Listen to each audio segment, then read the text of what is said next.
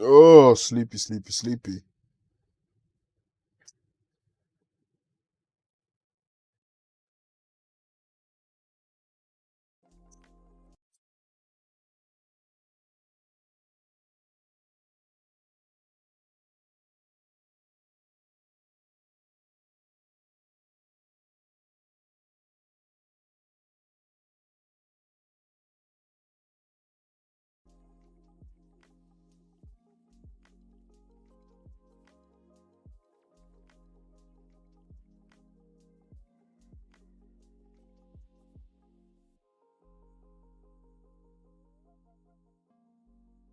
Oh, cold day, mate. Don't.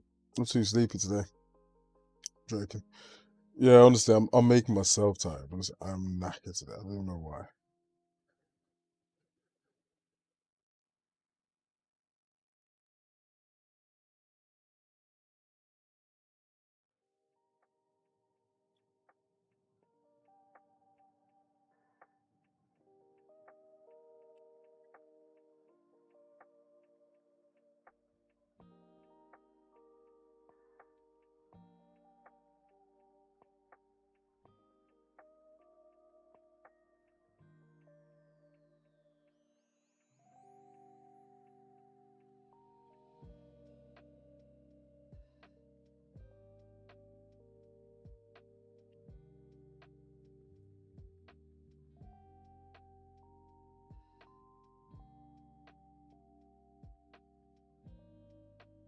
Um,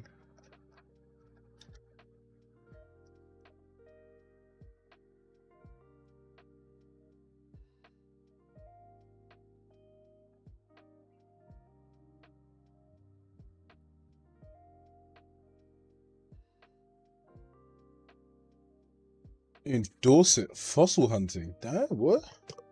You're living your best life. How was that? Oh yeah, I remember you telling me you're going on a weekend away. Hope you had a good time.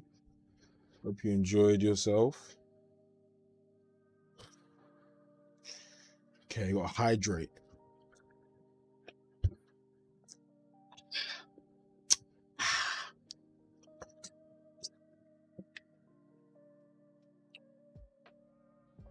All right, now that we're hydrated, you alright, guns, man? How you doing? I was so tired today. Don't even know why. I don't even really know why. Somebody help me, please. Ooh, sounded like a miracle. Yeah, man. When you get to that point, innit, it's all about the kids having fun. You know what I mean? It's all about the kids having.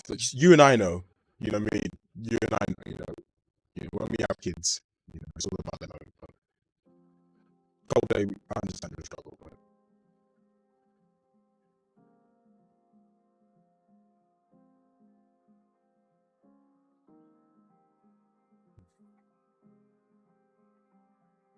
Luther. See, now I know you're saying Luther because of Luther Vandross, but I'm gonna take it as Luther from the TV show Luther, which means you're calling me Idris Elba.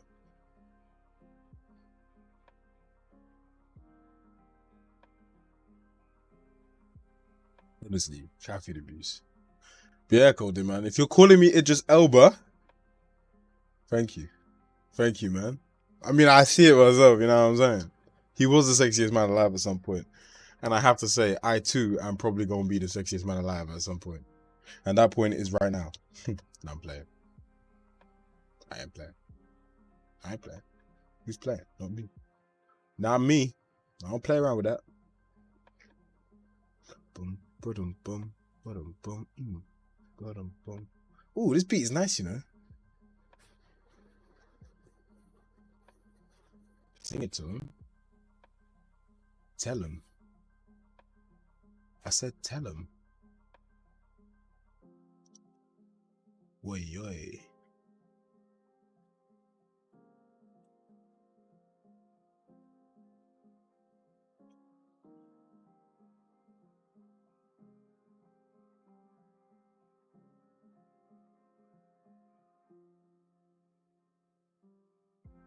Lex Luthor. That's him. What kind of violation is that? I've got a really good hairline. He's bold. I've got a really good hairline. I want to talk about.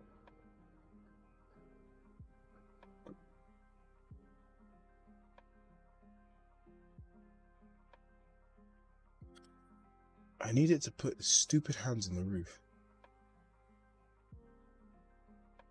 Oh yeah, it's not going to because it's in.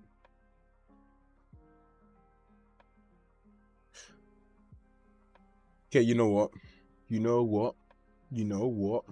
I think it's time. I think it's time. First things first, let's parameterize all this crap because there's way too much going on here that isn't in a parameter and it's causing issues. It's causing issues. That's one of my favorite songs, by the way. I'm joking. It's not. Anyone remember that song "Issues" by um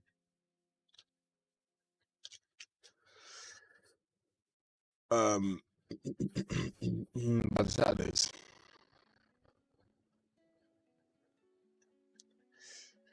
Yeah, me neither. Me neither.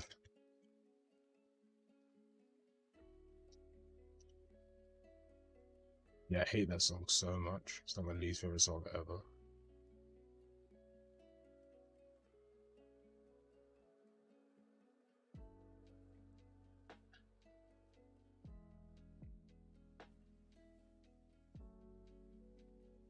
What are you doing, bro? What is yo? What is it doing?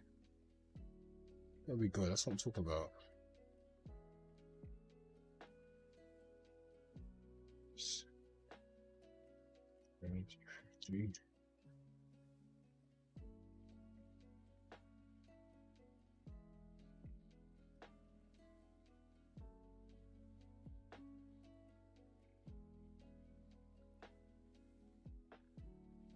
One nil. What the hell? Nah, bro. I'll tell you what. It's one thing calling me Lex Luthor. It's another thing insulting a brother's hairline. That's a violation. That's a violation. That one there is a violation. Nah, that's too far, my brother. Can't go after my hairline like that, man. That's too far. There's levels to this game. There's levels to this. The hairline joke. Nah, I can't trust you anymore. Guns, I see you enabling this kind of behavior as well. Don't worry. You man think I forget.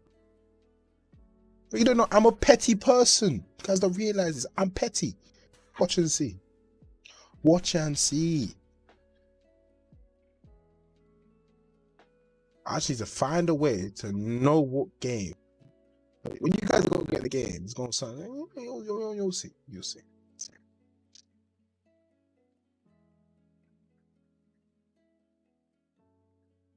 I just have to give you guys a special copy of the game. You know, special copy.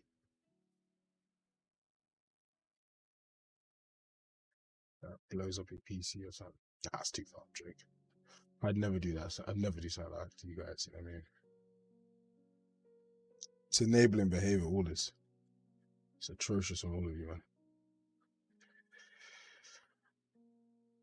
Ooh, my shoulder is on fire.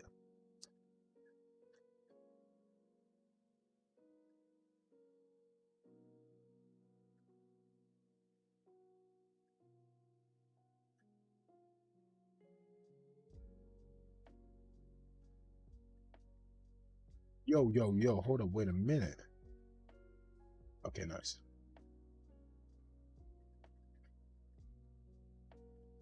Really good behavior. Now, let's parameterize all this crap. So, what we gotta do right now? So, gotta do right now.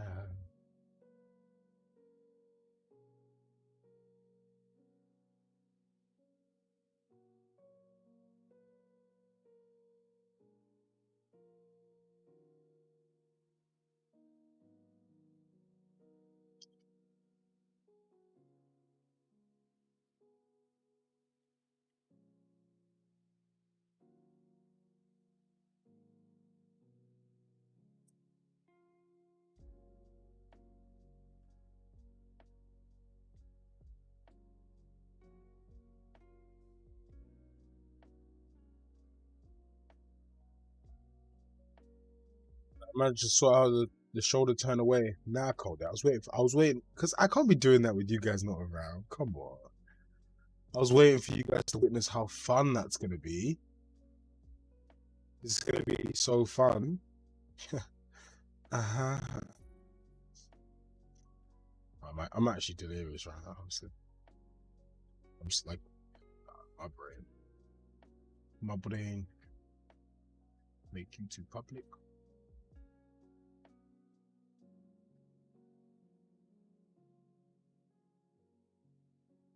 Ooh, my back.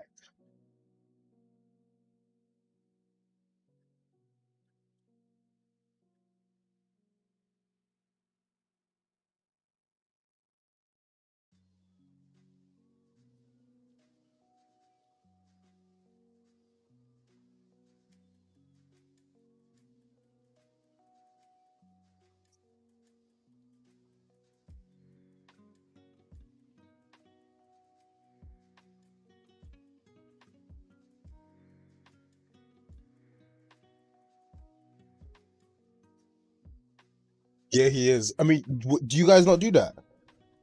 You guys don't dislocate your shoulder when you touch a wall. I don't know about you, but I do that. I do that. So technically, it's accurate behavior. Technically, it is accurate behavior because I do that all the time. So I don't know about you, man, but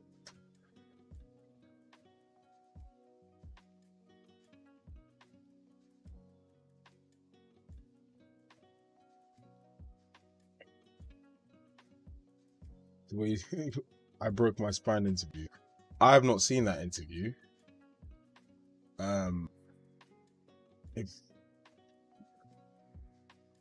I've not seen that interview, what I was thinking was like my neck, my my back, my and my. That's what came to my head. I don't know about you guys.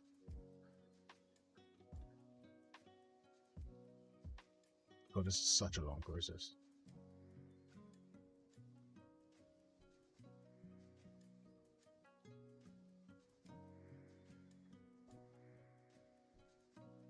Go away, go away, go away, go away, go away.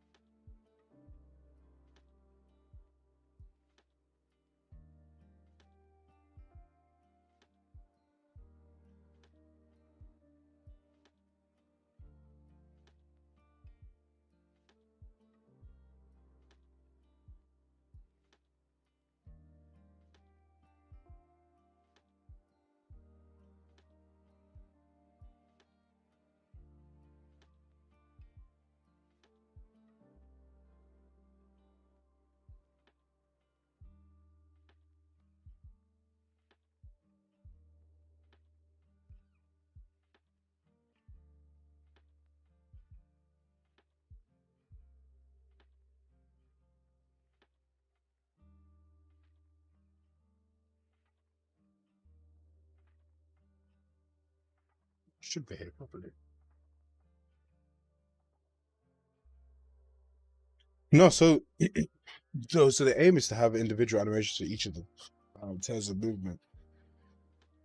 So they all run differently, they'll all jump differently, blah blah blah blah blah. Josh is just basically like the base character, pretty much. Just starting.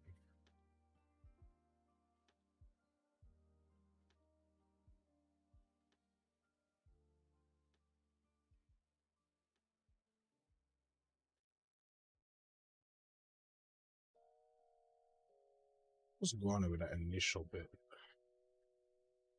Am I tripping?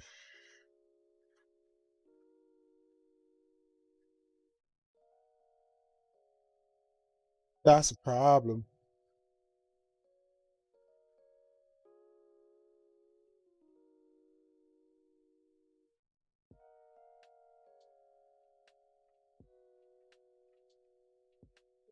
The goodness gracious me is going on?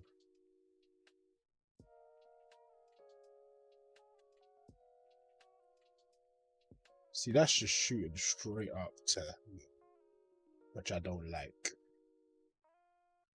Don't like it. I don't like it.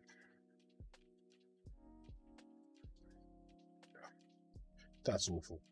That's awful. Just awful. Just awful.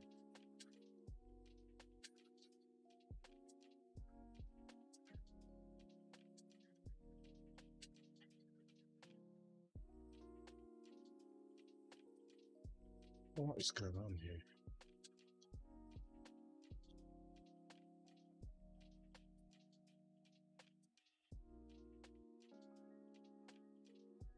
Yeah, no, yeah. Once the bulk of the system is done, like we get Josh and he's like, yeah. Josh is like the prototype. Once you get it working, it's easy to make multiple of them. Then you just change meshes and you can just sculpt and change animations. As of how you'd like. Why is it snapping so quickly? But then the other ones are so smooth. That first one is like bang. See, then the rest are really smooth. So why is it that first one is like boom?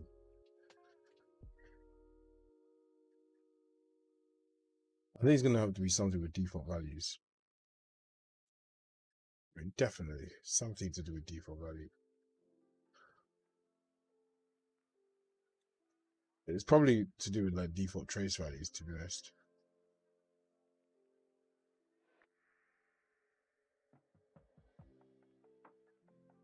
Yeah, I'm gonna.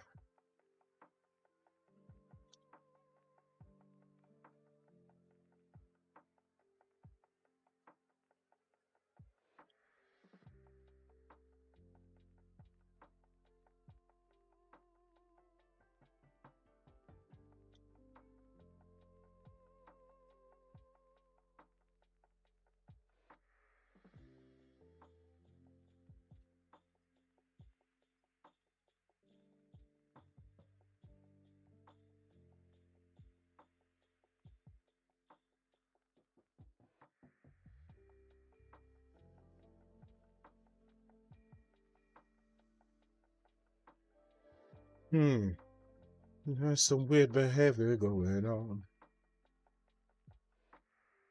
Same as that. Let me look at this lerp actually, because this is what. So we see is a 0. It's at 0. It's at 0. Walks up to it. No, it goes in slowly. What the hell, Kyle?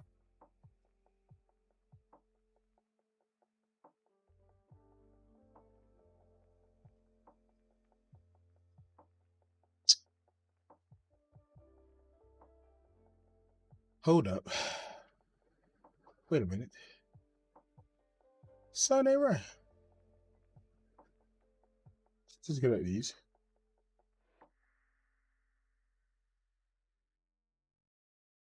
Let me see how this behaves now.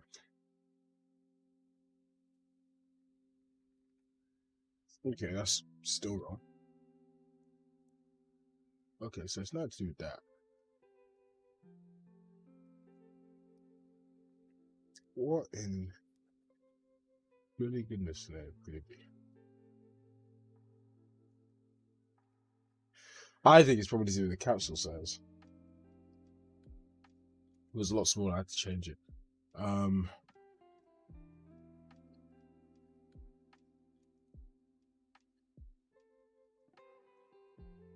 It's the first the first time I run it. The first time it puts its hands on the wall, they go too quickly. They're not gradual.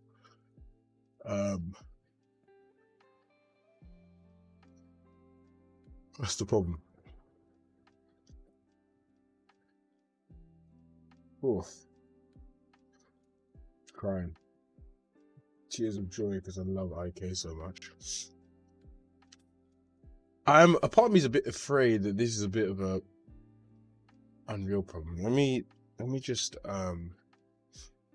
or something to do with the capsule trace. Let's make this 50.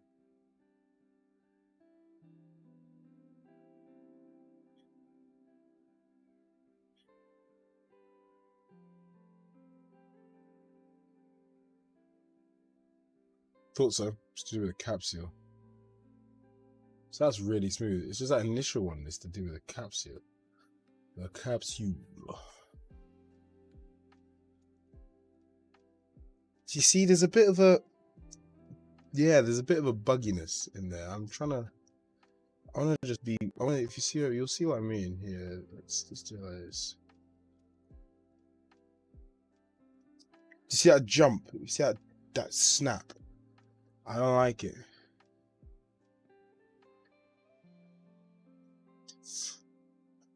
But then after, it's perfect. You see? What's in the cards for you? I'm not sure yet, you know? Yeah, it really has consumed me for the last month, to be honest, but no, I'm not sure yet. Yeah, it's a massive snap going on. I can't put my finger on what it is.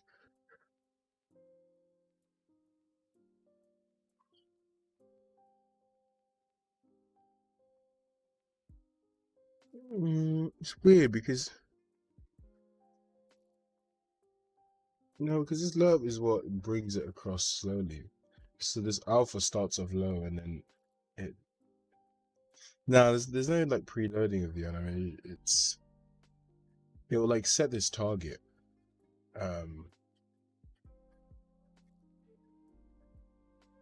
What it probably is. Do you know what it is? It's this trace distance. It's too short. That's what it is. Yeah, I figured it out. Just watch it work now. Stupid me.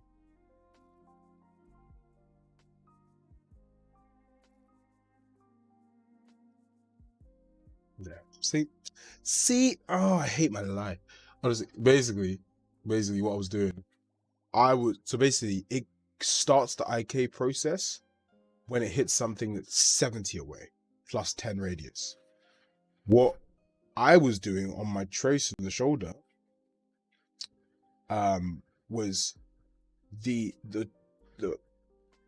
trace was 50 away plus 10. So the two values are wrong. This is again the reason why I was trying to parameterize it. So yeah, it was working fine. I just needed to basically finish it off what I was doing. Yeah, so basically it's like there was like a distance of 20 as the body was moving, in which the hands weren't picking up a location, and then it picked up a location, and then so it snapped halfway and it blended. See, I basically just had to finish what I was doing and it would work. Basically. But no, I couldn't do that, could I? Hey Noma, how you doing, man? How's life? How's PhD? I'm making them a little bit quicker, actually.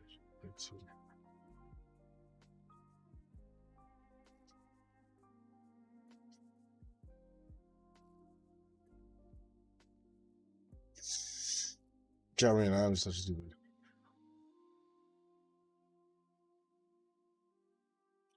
Well, not really, because we're not gonna have to repeat it for every character, because we'll have the basic locomotion down. The aim will be just to tweak it for every character. So like the way they like the locomotion, the hand-eye kit, all this stuff will be every character will have it. What will be different is like the kind of moves they perform, the way they walk, their idling animation, all their emotes, that kind of thing. That will be unique and individual to each story character. But the general stuff like the locomotion, the falling, the gravity, all that kind of the thing that takes long, the things that's very like the building blocks, that's all going to be the same.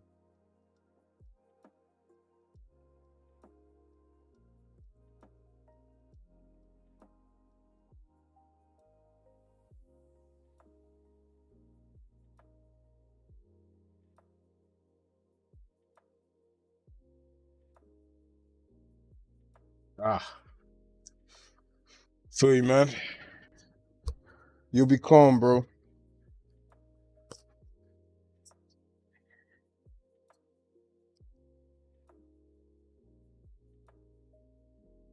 Happens, innit? It happens. One of them days. One of them days. All right, now let's jump into code.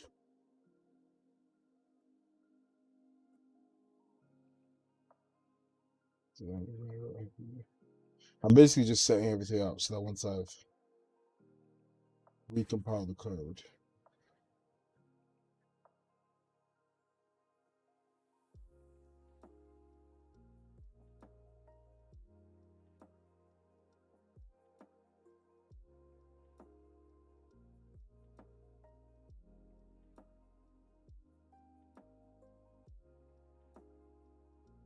yeah,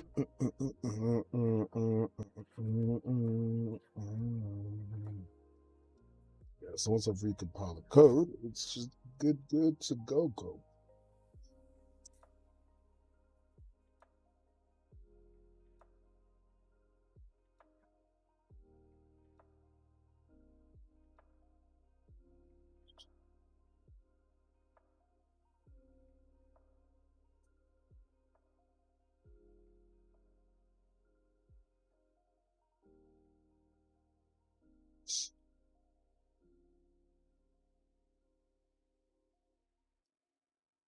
So I wanted to talk to you guys. Let's talk about NFTs. Okay. Let's talk about NFTs. I'm intrigued then to hear you guys' opinion. I'm intrigued. I'm intrigued.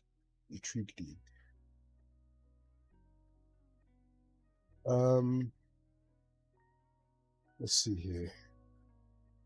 Okay, so that's all the logic is set up. I just need to get the variable basically. So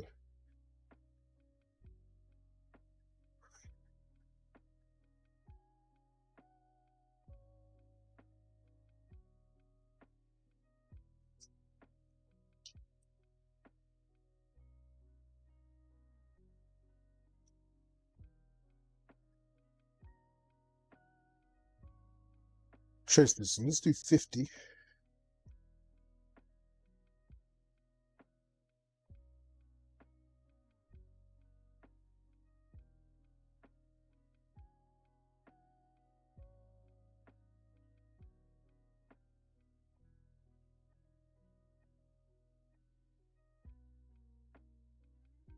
Do 100.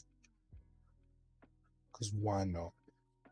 Because why not? No, it's too much actually. Let's do 70. Oh, my neck.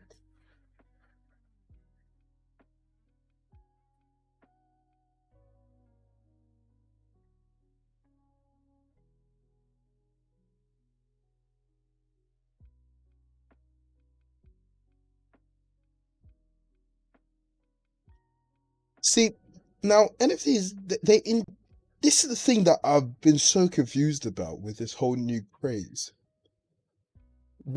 There's nothing actually new about NFT. Like NFTs isn't art. So I saw something where it was like Wikipedia wouldn't recognize NFTs as art. And I was like, but it's not. Like NFTs aren't art because it's like a token in which it's like it's just a ledger in which you see like who owns what piece of art. Like digital art has existed for a very long time. This is what I'm so confused. Like all the artworks people are making have already been around. Like I'm seeing people saying, "Oh, this whole like digital people have been making digital art for years now." Am I like, am I crazy or something? Like, has this not been a thing? Like all the NFT pieces that I'm seeing selling, I've seen similar pieces before. Like there's digital artists that have made like using like digital art, like where they use like they do on the pads, like they do animated art. Like there's literally like the especially the gift stuff. Like Punisher does this video of like all this like render challenges and whatnot, And I'm like, that just screams today would be like, oh, it screams NFT. But I'm like, that stuff's been around for like, he made that video 5, 6 years ago. So I'm like, it's been around for ages. But the only like NFTs is just a way of selling it. Am I wrong in that analysis? Like, that's the only thing I see NFTs as. Like, this is what I mean. But it's for me, it's like, and it's the thing. Like, I don't have an issue with people buying art, because that's the whole, like with art, people have bought art for centuries. It's just buying. If you want to buy a digital art, that's fine. But the problem is, like, they're framing it as if it's new, but you're now just selling digital art. Do you see what I mean? So it's like, rather than how you'd sell physical art, you're just selling digital art. So I don't get what's so new about it. Like, I don't get the new. Like, it's, yeah, it's just like digital art has been around. Like, the image itself, that is the piece of art. Do you know what I mean? The image itself, that picture of Eminem as an ape, the picture itself is the artwork. All NFT is, it means that someone can buy it and they own it. Like, that's it. That's it, really. That's it. That's all the NFT is. So you can now own that piece of art. But it's just like copyright. Do you know what I mean? Like, you can't make money off it or things like that. It's just like they already existed, and now instead of the artist owning it, someone else owns it. I don't. It's just like it's just the same thing. Like, because you can't use images without people's permission. Similar thing. Like, now it's just the same thing. Now they just own it. But I just see it like monetizing copyright. I don't know. Yeah, because this is the thing. Like,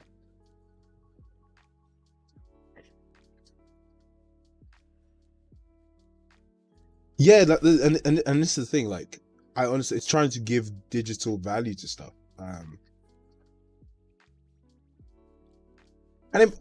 like, I've seen that work. Like, I've seen, because there are games that do that. Do you mean, like, generally in ecosystems in the digital space, virtual items do hold value. Like, you know what I mean, like skins and all, they do hold value. So I understand that. I understand it. My fear is just that, like, creating art for the sole purpose of, like, I feel like before, digital art wasn't created to sell. Do you see what I mean? Like, we made art as a creative expression, whereas now I generally see people just making stuff to sell. Like, I'm like, do you mean, like, I lose the whole, I don't know. I don't know. It's like, I know and physical art is a bit different as well, because it's like, requires so much time and things. Like, well, digital art you can make very quickly because of the resources at your hand. I know, and yeah, I know physical art, and I think because it's not reproducible as well, it's like, it's why it's so much more worth. Like, you make one copy, you're like, crap, I can't do this again. So in that, it's like, you're not just like, oh, this is just, I'll just sell this.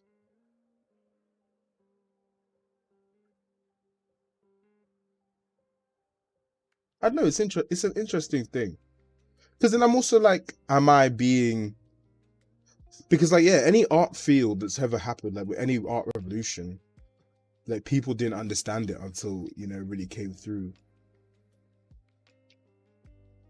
You know what I mean? Like, no one understood it until it really took place.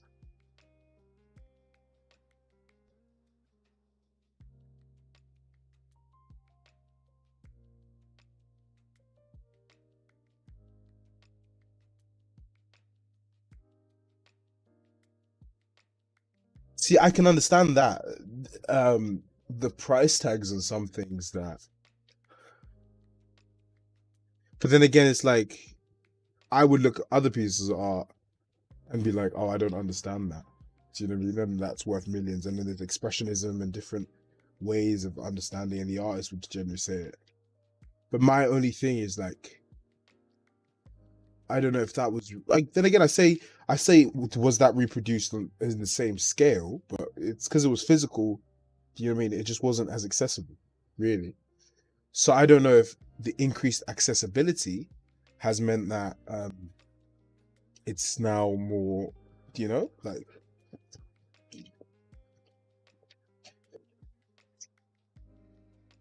it's interesting. Yeah, I don't, I don't know. I don't know. I just can't. I'm just what the only thing I like. I have no issue with people buying in digital space. Like most of my life is lived digitally anyway. So if you want to buy something on a digital space, whatever.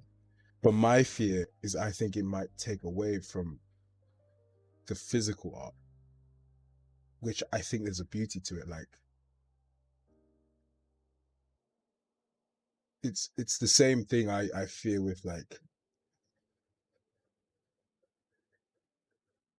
yeah I don't know it's I don't know it's the same thing I fear with like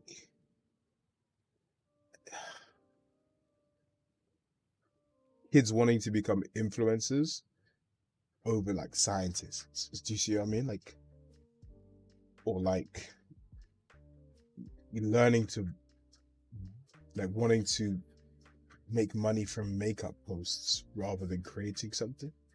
That's my fear. Like that's like because that's I don't think that helps the development of society.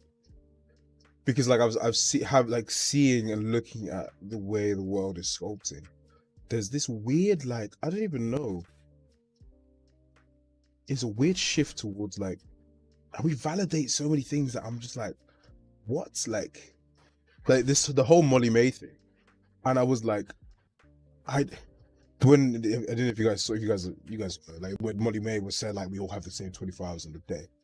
Now I personally wasn't sitting here being mad offended because I really don't care what anyone says. Do you know what I'm saying? Her life has nothing to do with my life. So do you know what I mean? And she works for a fast fashion brand. So I don't mess with that personally. Um do you know what I mean? Especially Pretty Little Thing, because I think they their labor stuff is near enough slave labor. So I really don't mess with the whole brand and the whole thing on that personally. And I try my very best to buy either secondhand or from independent sellers. So like I'll buy from Stora, people I see on Instagram that are making their own clothing, stuff like that. That's where I get majority, probably like 95% of my clothes.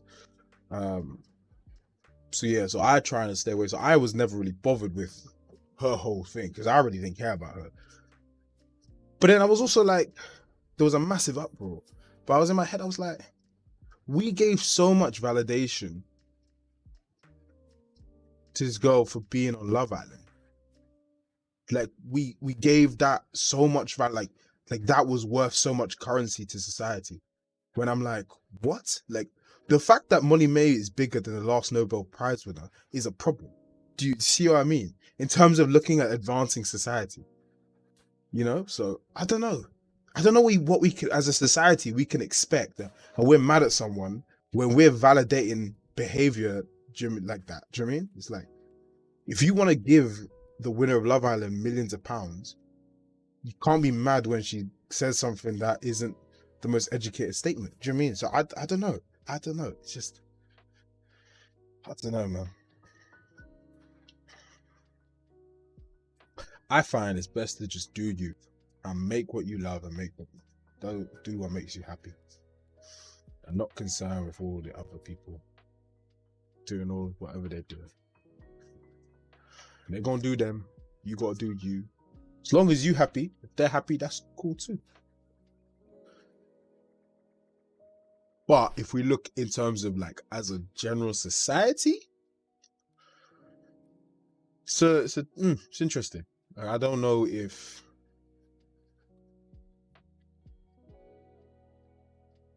I might make a struct here.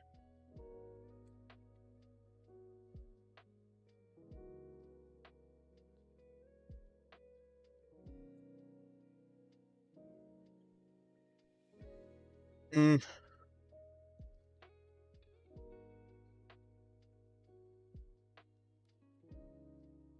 I want to make a struct.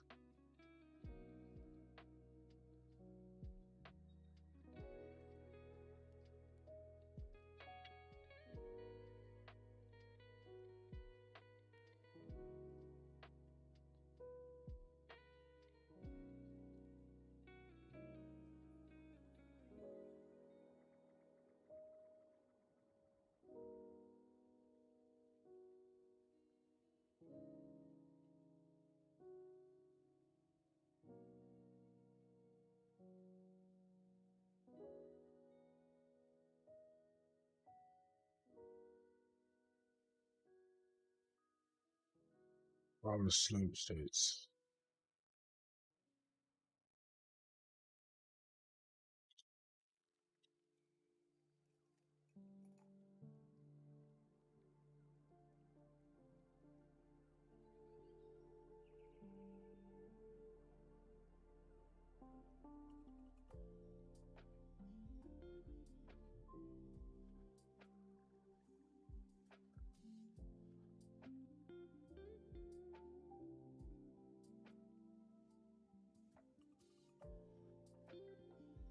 Yeah, man, I agree. Yeah, no guns, 100%. We all want to say, yeah, 100%. And I think one thing as well is to remember that, like, I always like, because when I see people, especially those that are like, oh, I started in the water and now I'm on a yacht. See what I'm saying? And it's like, you can all do it. But I'm like, well, no, because some people start at the other side. Like they're like 100 miles from a yacht, and you are still, regardless in your circumstances, still just like 50 meters from a yacht. You know what I'm saying? Like, so like I'm privileged. You know what I'm saying? Like I wasn't born in the UK, born in Nigeria, came here. So I didn't have the most privilege, like crazy privilege. I didn't have much privilege in my upbringing. But like you were saying, my family was able to provide for me, and like I was able to work and like get to where I am now. But then I'm understanding that although I'm not in a yacht, I'm still privileged to not be in the water. Do you see what I mean? And not to, and still to remember that although you may not have started on the boat, doesn't mean there are still people that are in the water and you're fortunate enough to be on a boat. Does that make sense? Does that make sense? It's like, regardless of your situation, it's like if you have a sense of privilege, understand that there's others that just weren't even given the opportunity to get on a boat. If using that water analogy, which I really like.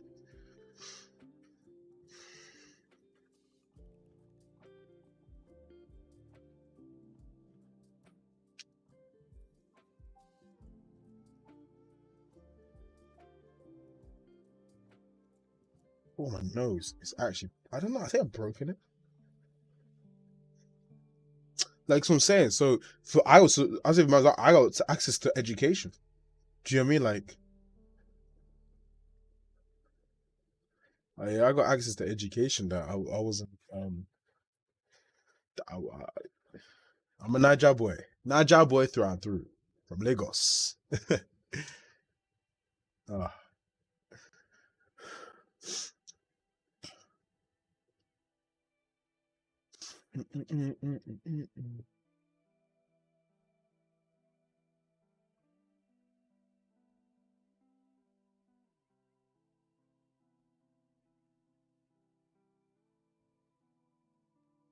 Don't talk to me about that, man. Not right now. Not ready for that. I'm not ready for that. Not ready for that. Not ready for that.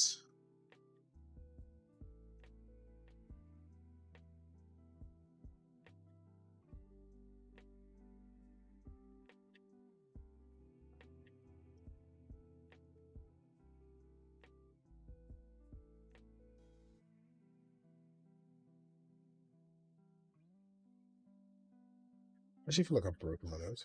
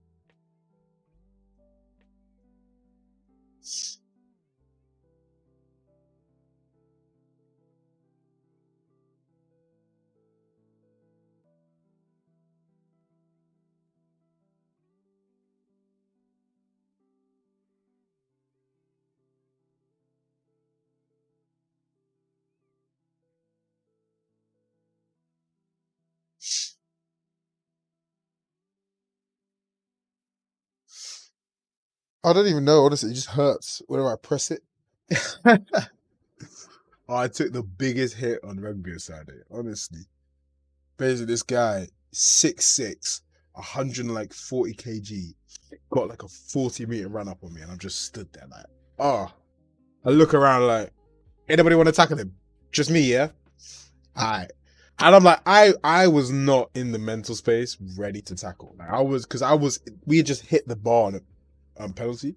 So I was just like, oh, I'm not mentally there. I just see him out of nowhere. I'm like, oh God. I was like, I've got to be a speed bump at this point. So I'm just like, oh, come on then. Boom, push. I'm like, whoo. That woke me up. That woke me up. Nah, it's crazy. It's crazy. So let's go float. Oh, my nose is it's actually broken. It is broken. Hold on, I'm gonna cry.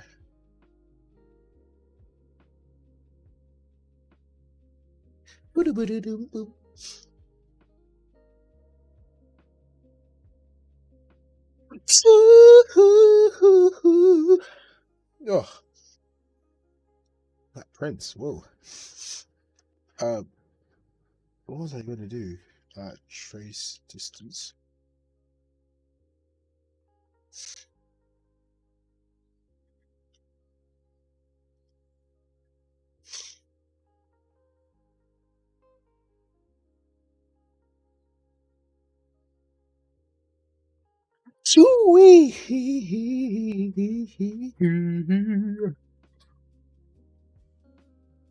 Oh, hello.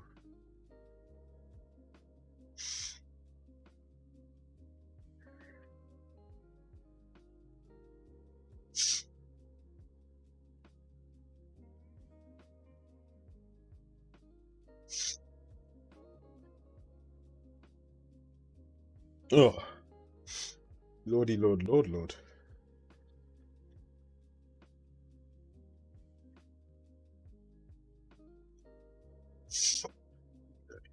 We don't need you.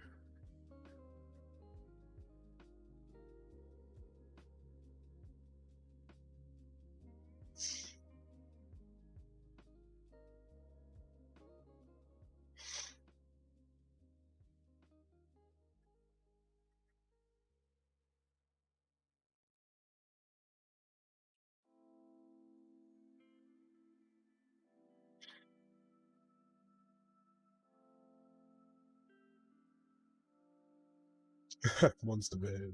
Honestly, woke me up. You really did.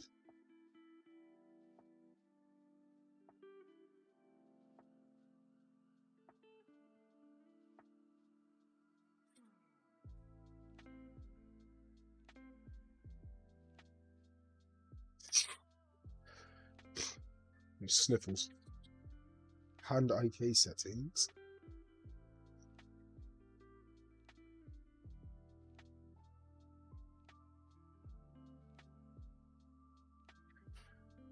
Okay, so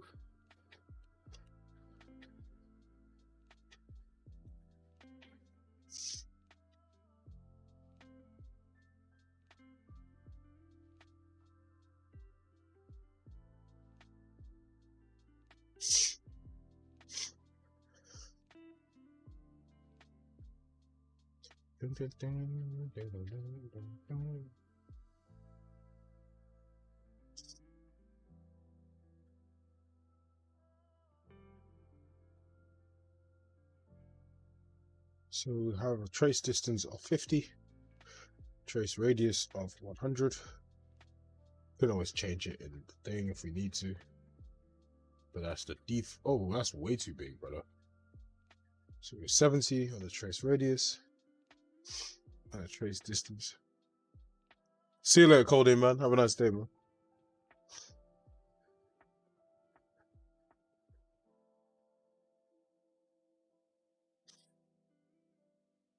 Okay.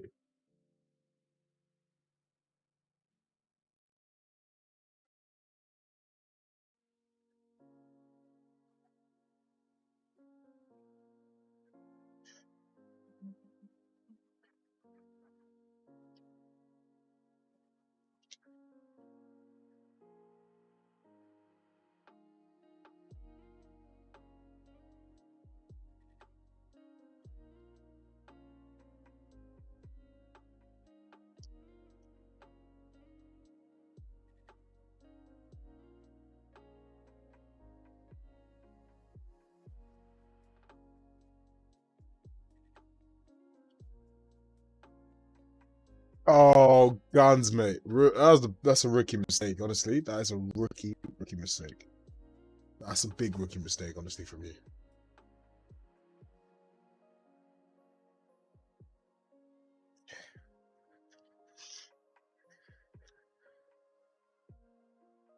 That's happened to me so many times as well. And you're just praying that there's an autosave that went on. That's why I don't know if you notice, because you might not see my keyboard while I'm typing, but I constantly, like almost 12 to 15 seconds, press Control S. Like just intuitive. Every time I do something, I press Control Shift S, just intuitively, because that happened to me once, and I was just like I've been scarred by it, so I can't go back.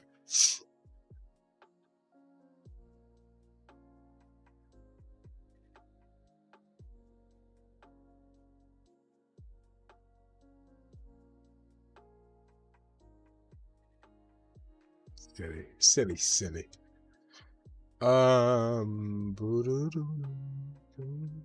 Before I do that,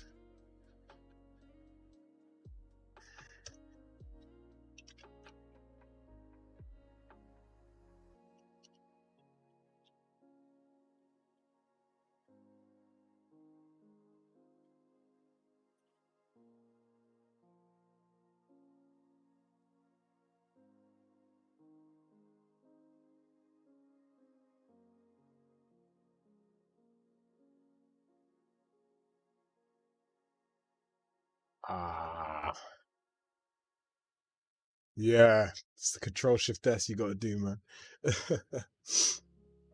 Return.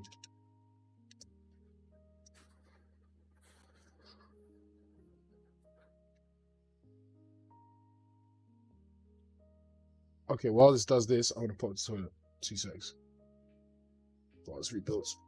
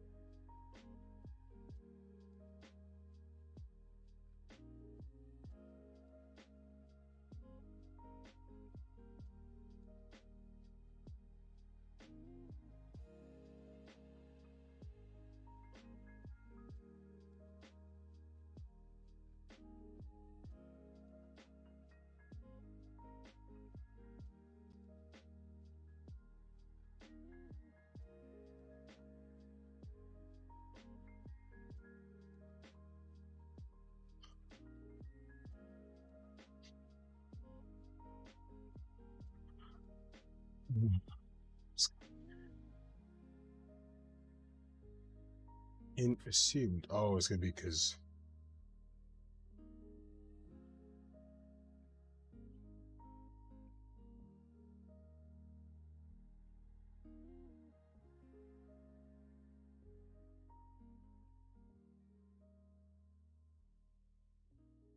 It's gonna be to do with something. Because I've done this before.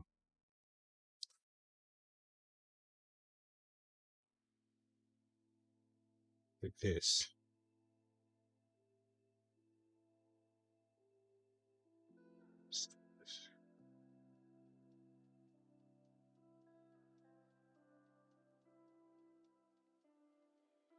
Yeah, it's because of this.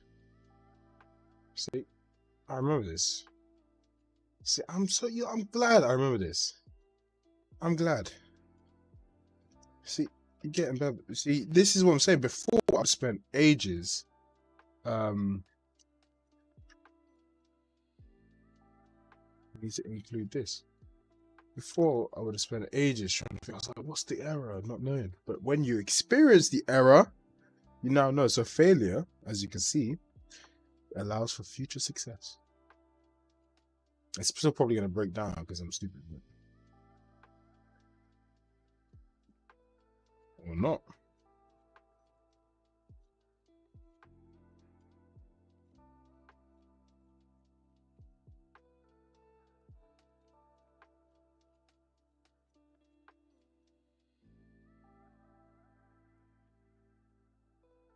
I've got this candle, but it's so sad.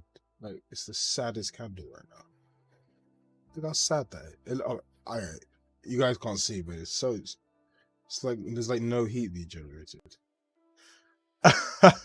This isn't even your final form yet. It's actually not. It's actually not. I've still got like 17 levels to go. Also, guns, I finished Tokyo Ghoul. That show went so hard. Like, wow.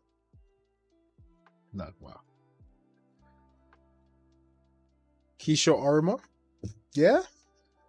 He wanted all the smoke. He was different. I'm still a bit questionable how that whole battle with him and Kaneko played out, but I ain't gonna say anything. This manuscript, you don't know, ma? You know what I'm saying? Because I want you to learn and experience this success, you know? You're saying, I'm doing it for you. You know what I'm saying? I could, but I'm choosing to help you. I'm selfless like that. I'm an empath.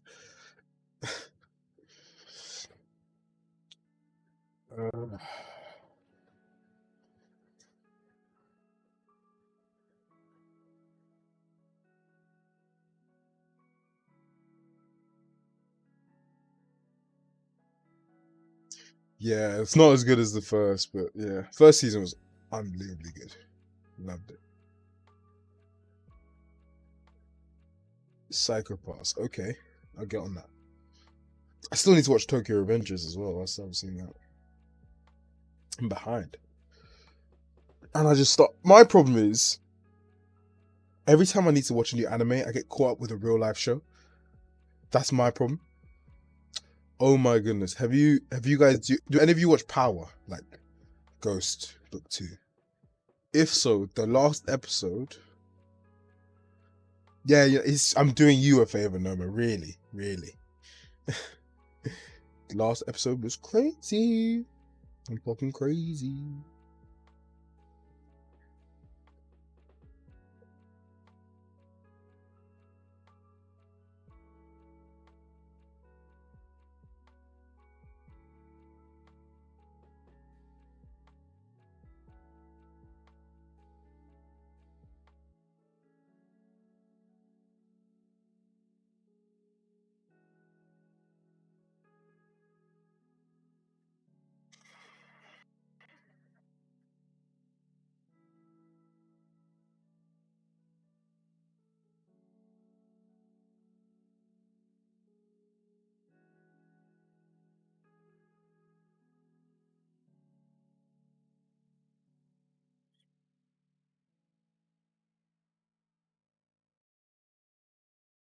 Oh yeah, I need to watch it.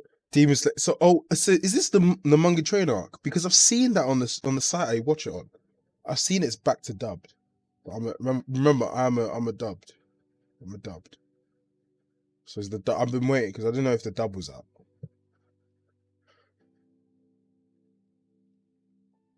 Oh, my nose.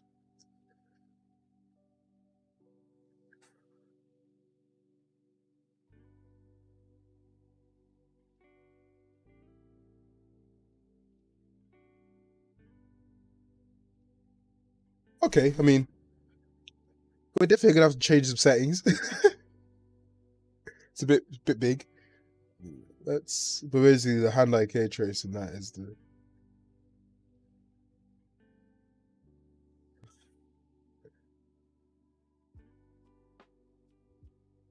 Yeah, it's way too big. But the variables and the values are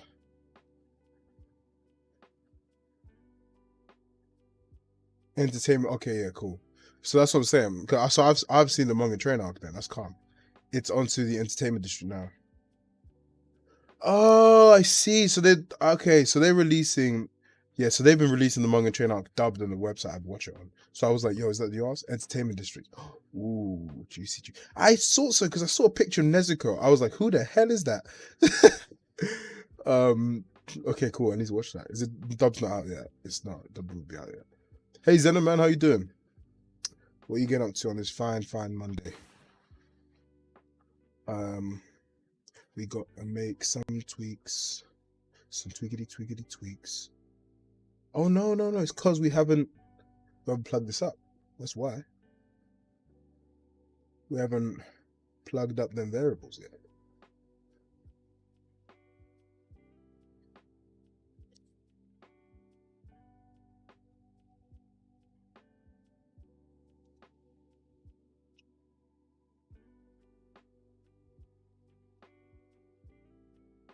Boom. And this, my friend, is why we use a struct. And then you can just do that and like that. There you go. Nice and easy. Much better. And we'll print both these strings.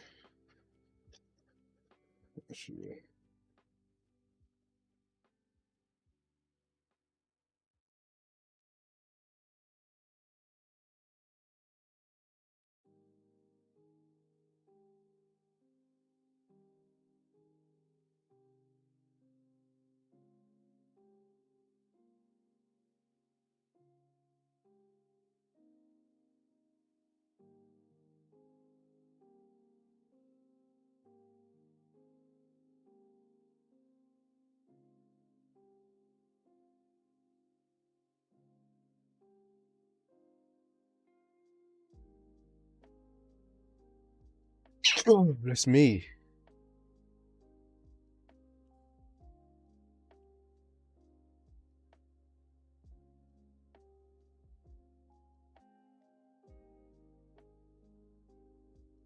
Nice. So now they're plugged in. Let's see how it behaves. Nice, much better.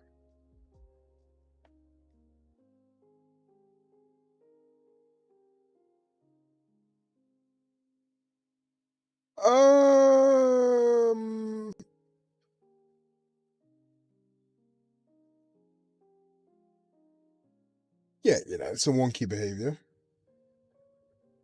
Okay, so we need to do. Okay, so there's a lot that needs to go on,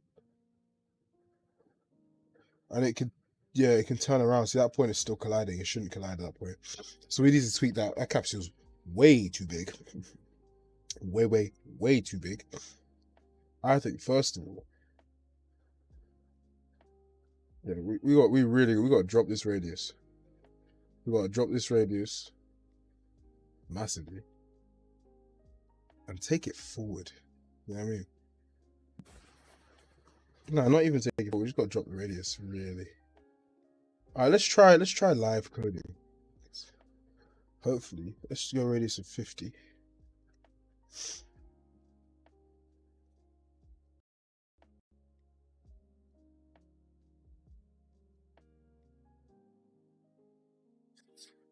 Let's try live coding. Let's see if it works. Eh? It never works for me. It just never does. So I never do it. I just rebuild. But we'll see if it works out.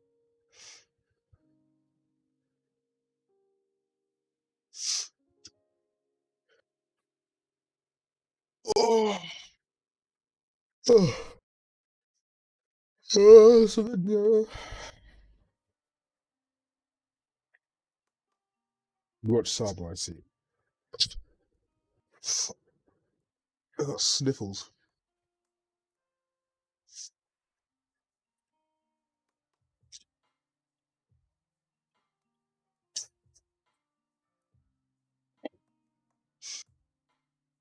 The weather is miserable.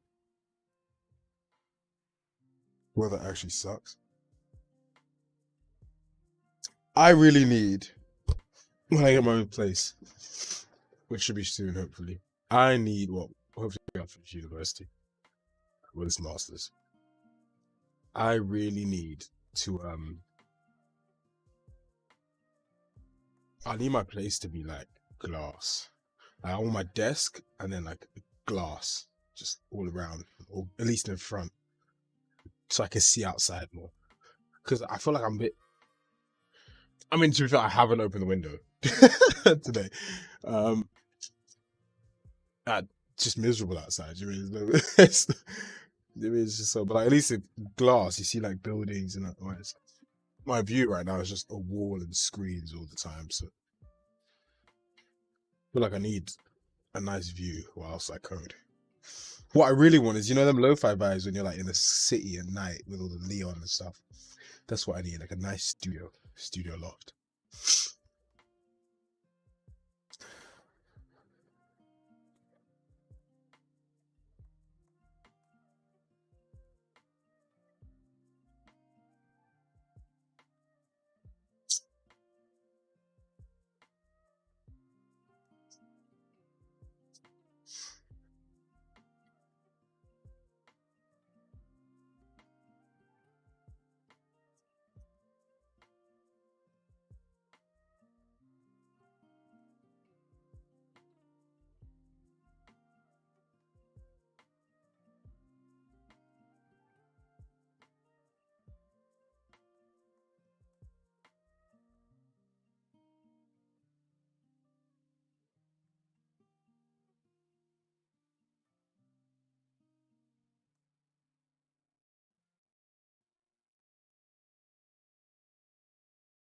Oh, live coding did work. Would you look at that? So now it's 50. I still don't like the fact it comes out the back.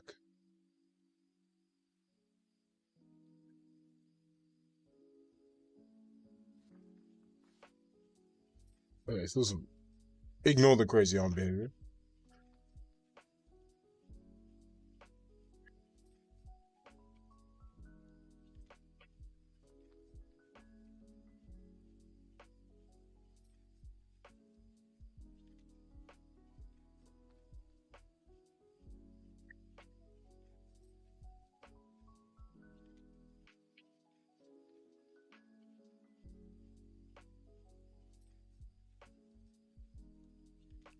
If is just too much.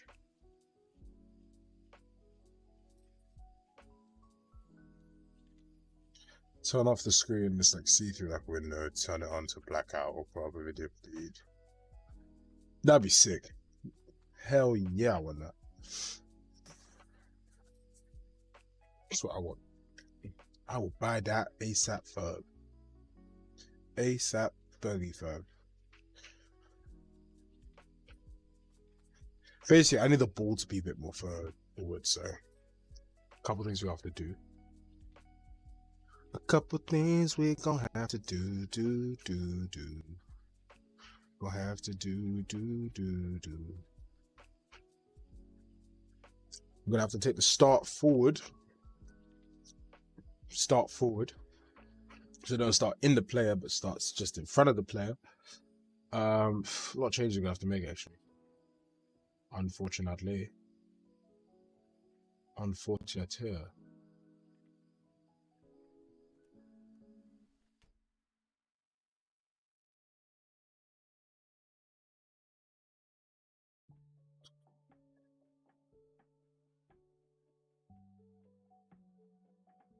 Okay.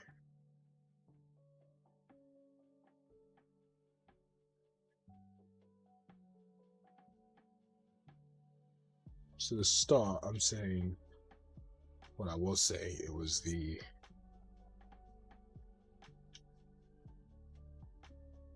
So the start I was saying was the get mesh socket location. What I'm actually gonna have to do is plus get actor forward vector times by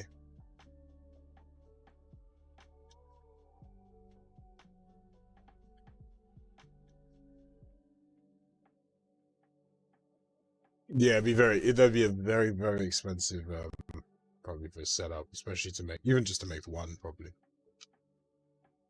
But I'll tell you what, we'll call it trace start offset. I'm always fascinated by the hardware side of things. How far offset should we start at? Like 30 or something?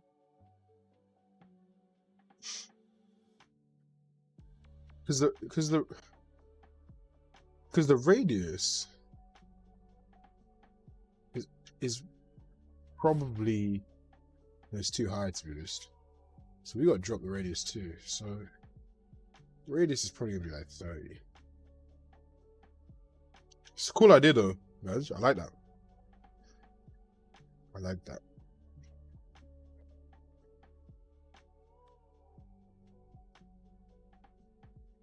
I need to do some more of my practice Python and whatnot. To be fair, I've got a group project coming up, which is Python programming, so I'll get a ton of practice there.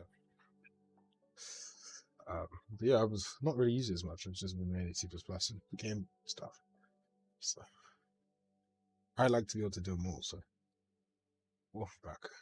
Trace dot offset, give it 30. Trace distance 50. It's cool. That's coolio Julio. So here times by trace start offset. Bingo. I'll say Mr. Bingo.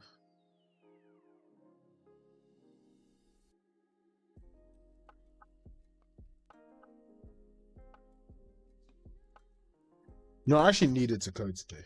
I needed some coding today. So struct, some actual coding logic. I ain't coding in ages.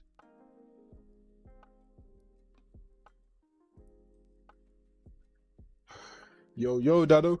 How you doing, man? How's it going?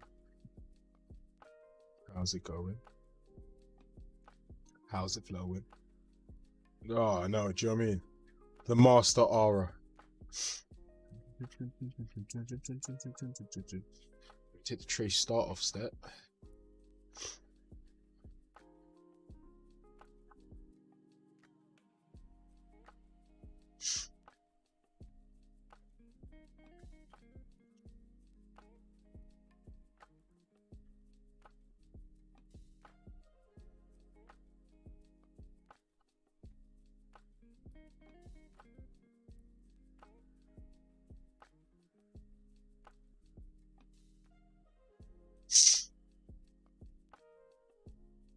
Oh, I'd love for all of these to be console so I could just change them and tweak them.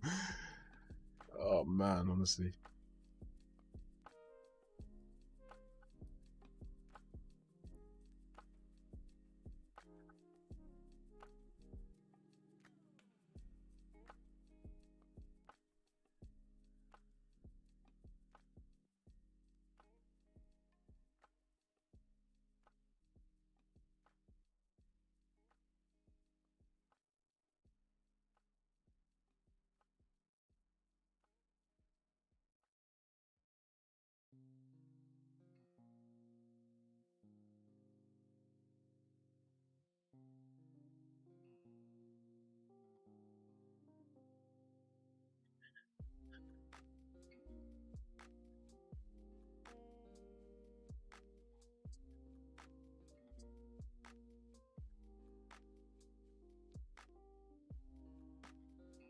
We have to do the same thing for the control rig as well, actually. Because we're doing the offset in here, we need to do that in the control too.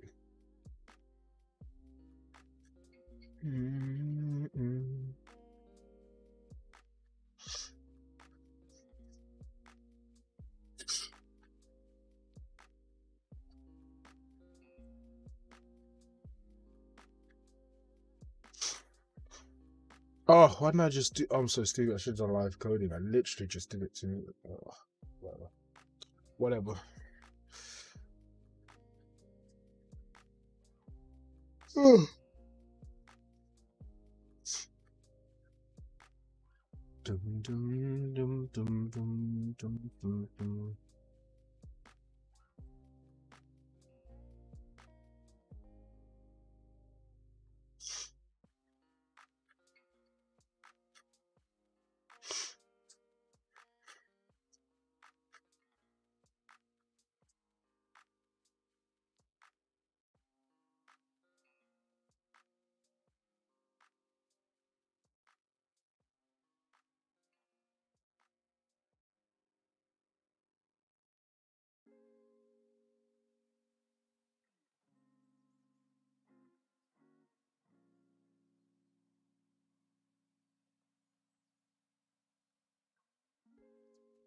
Hey, Christopher, man, how you doing?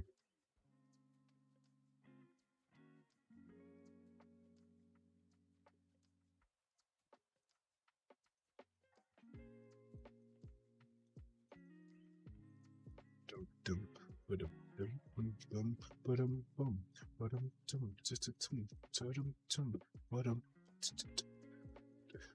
I might go watch Spider-Man tonight as well. It's a little break from all my vision. You know?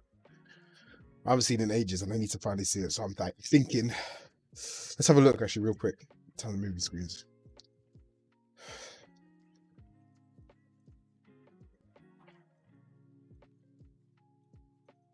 Ooh, there's one at 7:45. Yeah, I want to go watch that. Oh, I'm excited. I'm excited. I'm excited. There's one at 7:45. Okay, beautiful, beautiful. Yes, yes. 2.5 hours. Okay, perfect. I'll be back before 11. Might even come back. I said we come back and do a late night stream.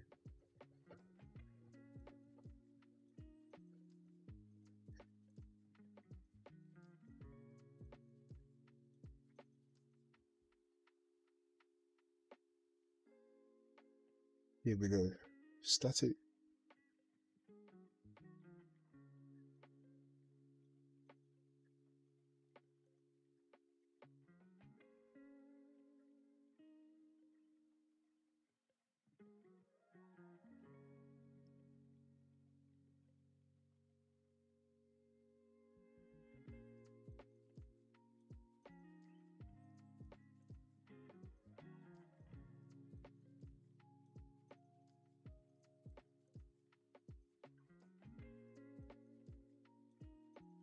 Shadado, in that message you sent.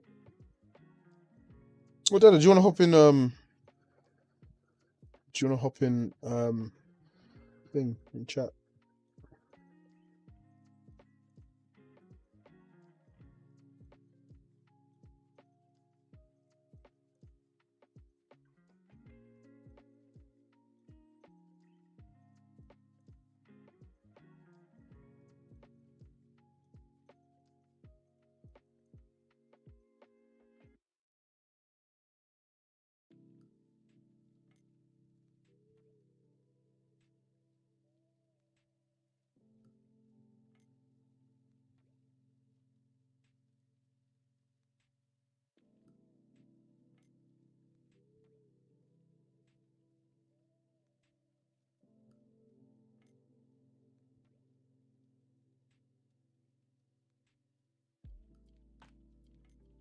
Wait, so hold on. Wait a minute. Let me just see this. Oh, that's much okay, that works. Like a charm. That's exactly how I want it to be. But it's a bit long maybe. No, you're programming now. Let's jump in with that. Just gonna turn down this.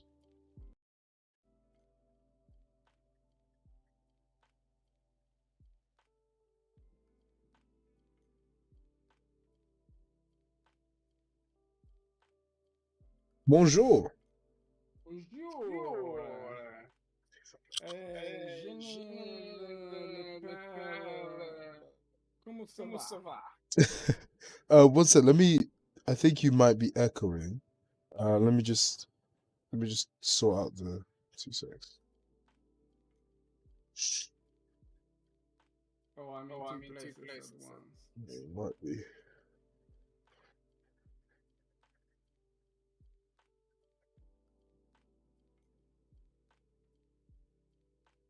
Okay, speak now.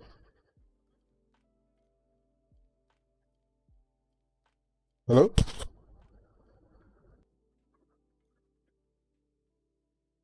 Okay, so I can't hear you now. Hold on.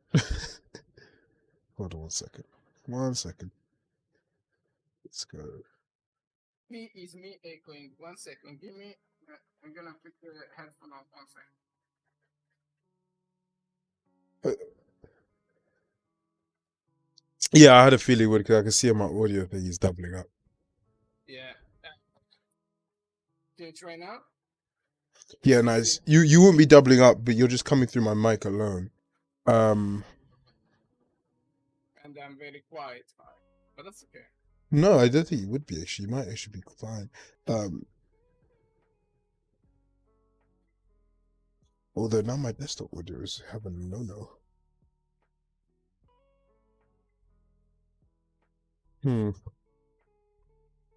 How's he sounding now? No. I need to figure this out. We had a way that it was working just fine, and then I don't remember even what it's like. It's because there's so many there's too many like I'm editing settings in Discord on my laptop and in Streamlabs. Is that because you need to remove desktop audio from the audio you put?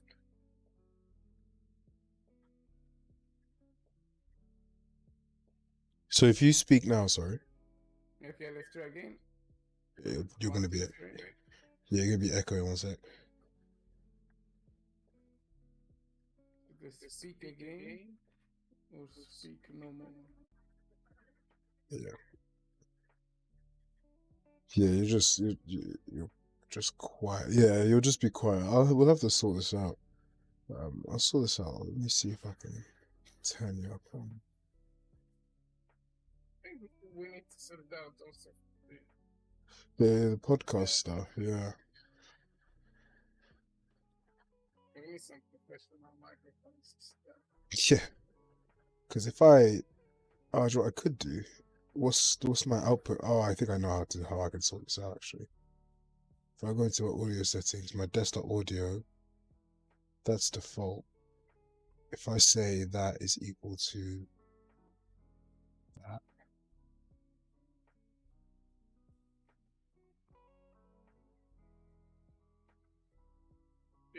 We're not hearing them listening to the music. Yes, I've turned that down loads. Okay, that's back to the music's back to normal now. Let me turn that down. Okay. Okay, so that works now. So my desktop audio is now by NVIDIA RTX voice. My output on Discord is going to also be my RTX voice. So you'll both come through that.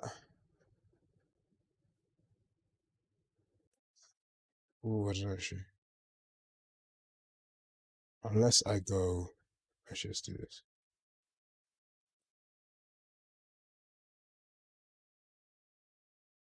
So if you speak now, sorry. Let's try again. Yeah, echo. Oh my goodness. Still echo. Can we just say it's Gun's fault anyway? It is. I agree. Been trying to say this the whole time. It's Gun fault. I'm just gonna put it all back to to what it was. Yeah. So now Discord settings, voice and video.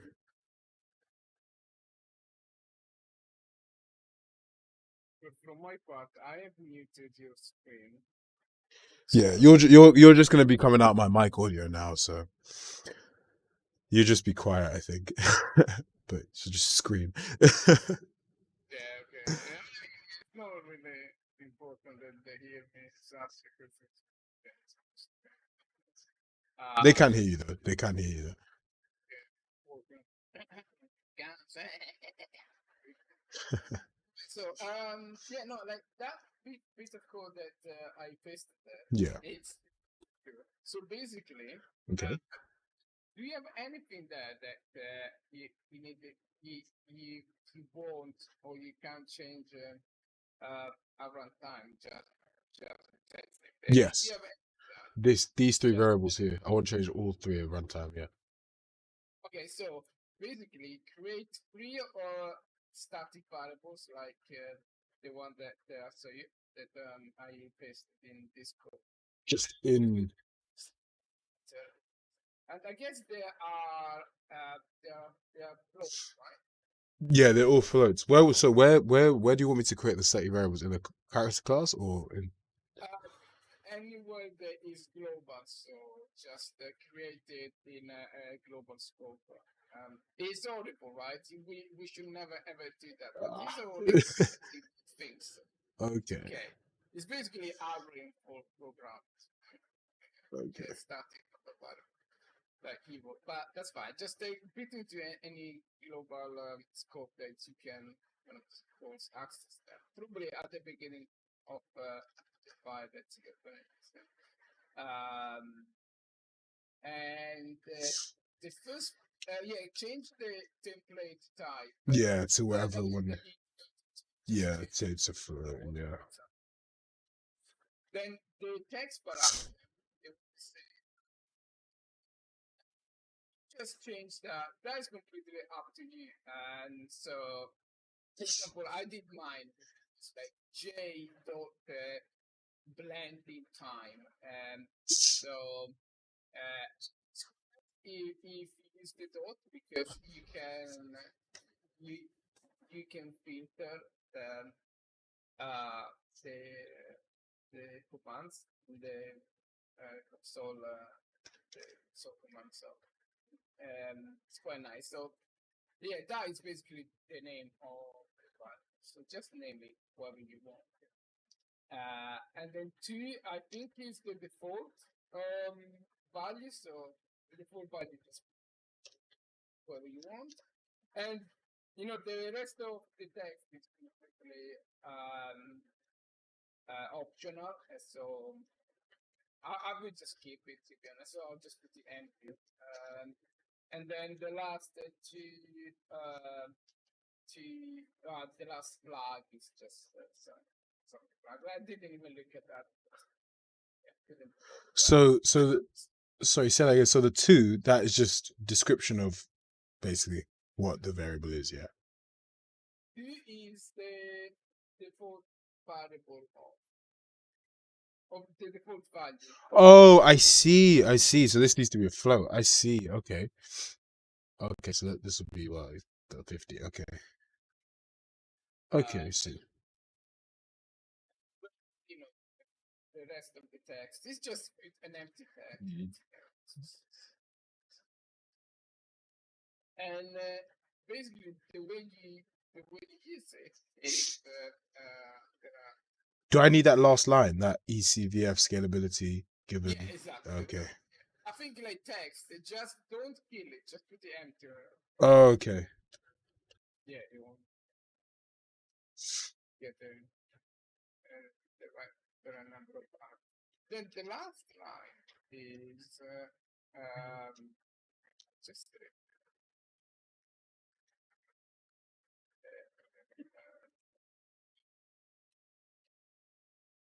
yeah, okay, so something like that. There are a few ways of doing it. Just one way is you do like the name of your, of course, rename the name of that. Yeah. Just do it. There are a couple of get. I think there is one that say get on any thread or something like that. think that is the most safe. And that's it. And basically, whenever instead of using instead of changing that variable every time, you just just set it to whatever you want to come online. So now when I want to get this IK trace value, so if I go in here, I would just use that what did I put? IK trace distance. Yeah, whenever you are using it, just instead of using the real variable, just use Oh, I see. Value on game base thread. one. Ooh.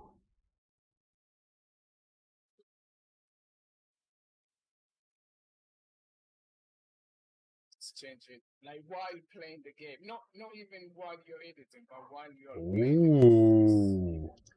Fancy. That sounds very. It changes That sounds so fancy. Oh my goodness! What? Okay, let's run this and check this out.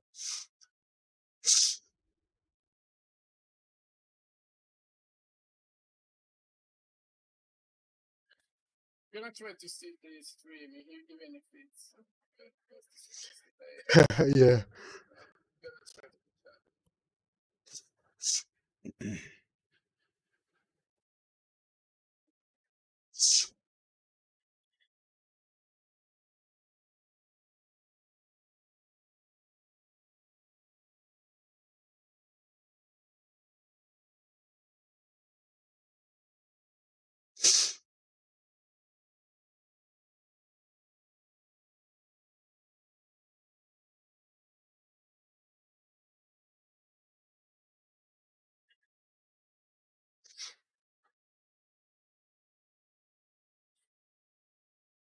It works really well because I've literally just finished like parameterizing all those trace values so that because I wanted to start looking at the when the hands touch the roof and stuff and like some more edge cases and then so I can also and then fix the weird distortion that's going on with the body sometimes.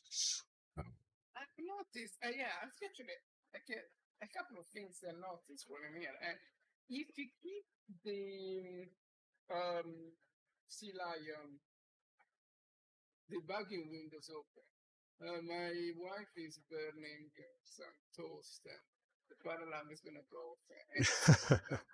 Anyway,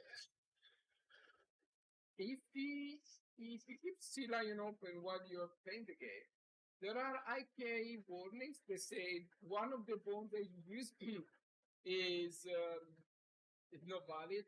Oh, tell us some weird behavior. Maybe actually, yeah. Okay. Yeah, I don't know which part of the live stream you are at, but yeah,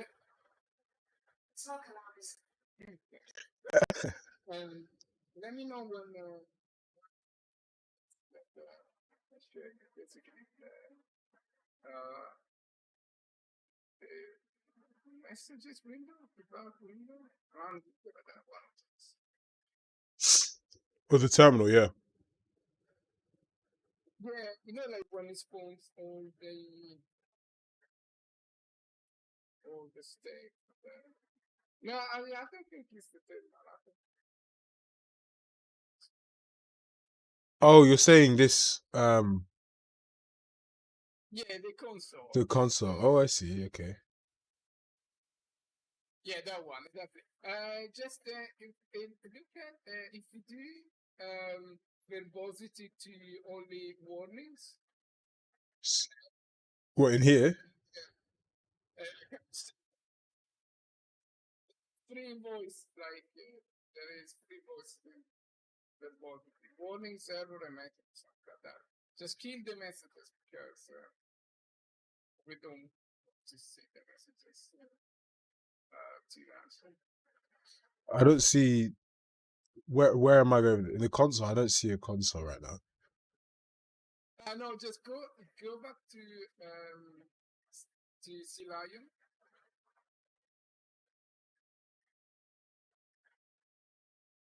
Sea lion.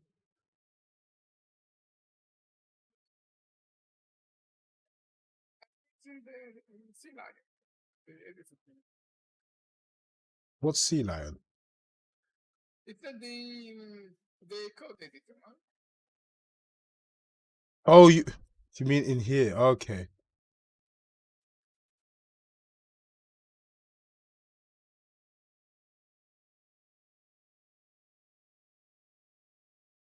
Because I think I need to wait until I catch up with history. Oh, I see. So here, okay, yeah, I see what you mean. Oh, so rider, yeah. Okay, so verbosity, what do we want to get rid of? The messages for sure, Okay. but we're ready to get that back later. And and when you play the game, you will see that there are a lot of warnings about IK not being fine.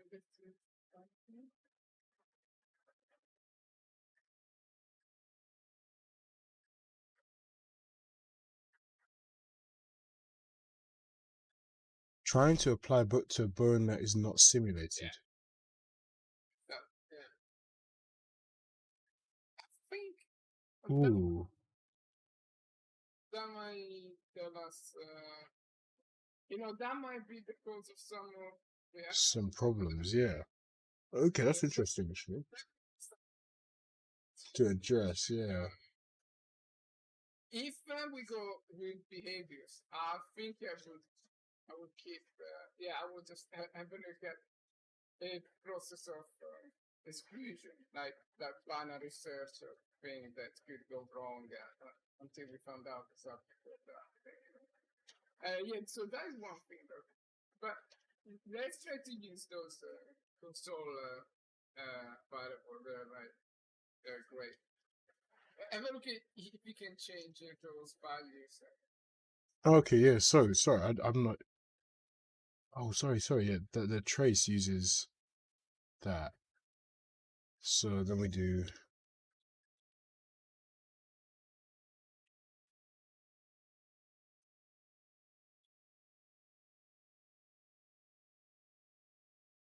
Not changing anything. Hmm.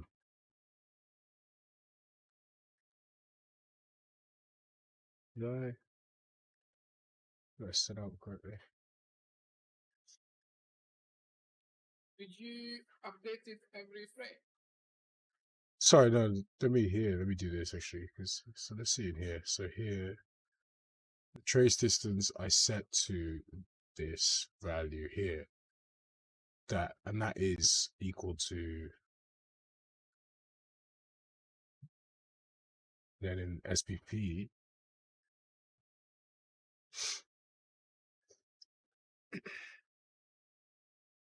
What it might be this what I'm returning. Sorry, is here. Let me go to my function. No, where is it? It's here. Yeah, I'm returning the get. I return hand IK settings. Okay, so let's go.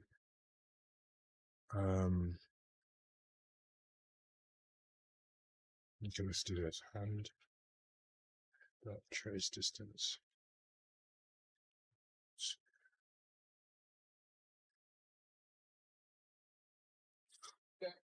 I guess the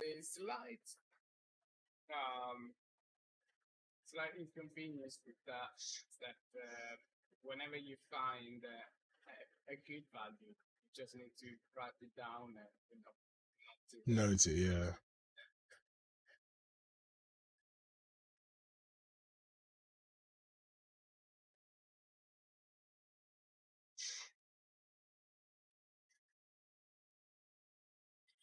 So now we get the get the value of the gauge end and then we return that. Okay. Yeah, exactly. You need to you need to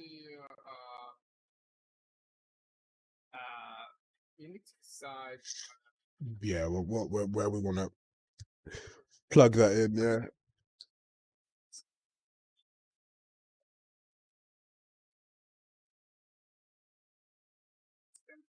that's not very good because you Yeah, no. yeah, Get, yeah, no, 100%. I'm doing it so I could just see the this value working. I'm gonna have to pick a place to do that.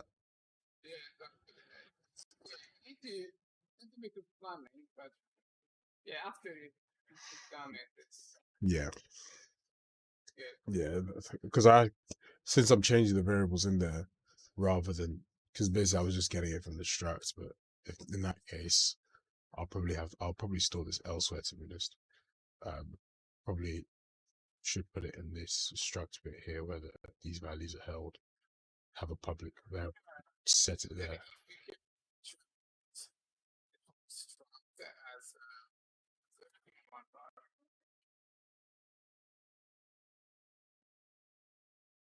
But that's basically that would speed up a lot.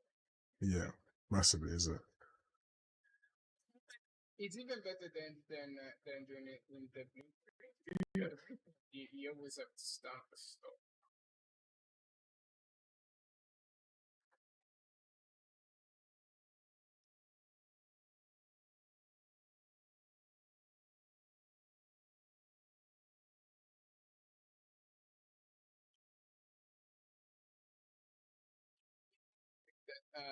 I was noticing that there are some places where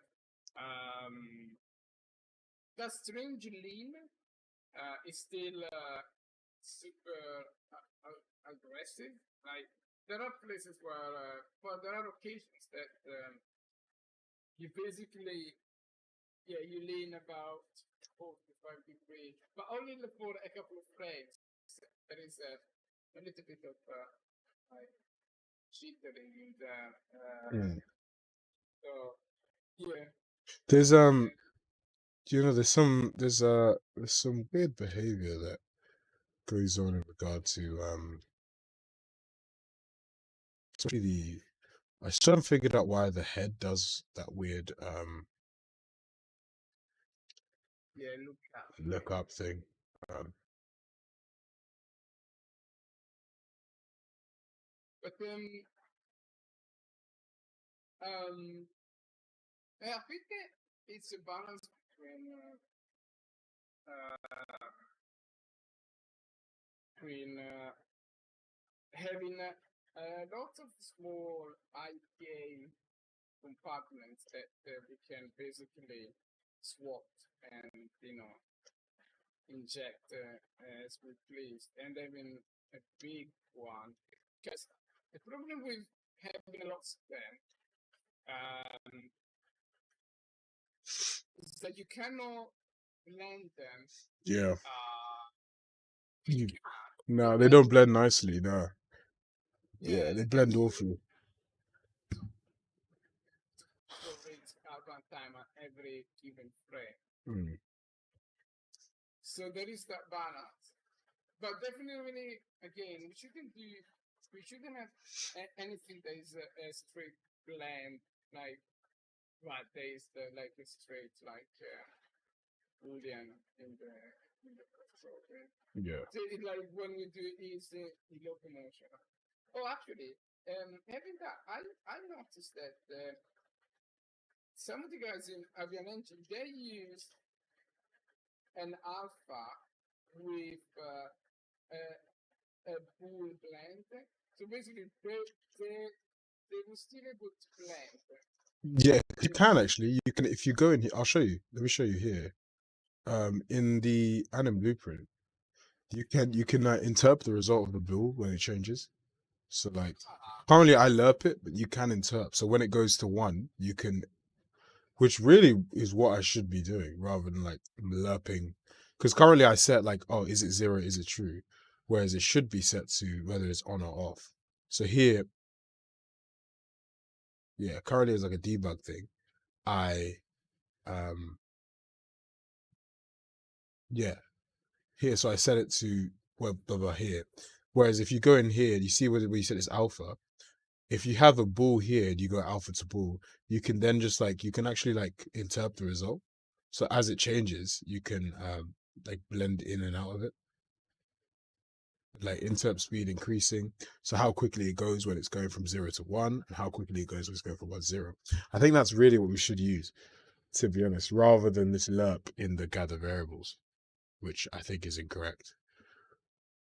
So I think, but that's pretty calm, really, because all I have to do here is instead of returning an alpha of 1, I just change it to a boolean, and then we just set that up. So I'll do that today. So that'll be the next thing I do after I get this.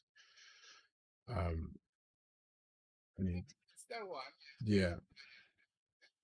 Sorry, I was just catching up. No, yeah. Truly talking. Let's see. That's wrong because I've changed it from a const. But let's see. I just want to see how this behaves really much. How exercise is trying to memorize 30 seconds of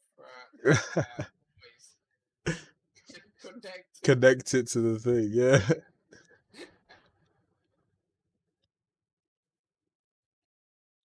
Say yes. Like that. Maybe it's what I think it is.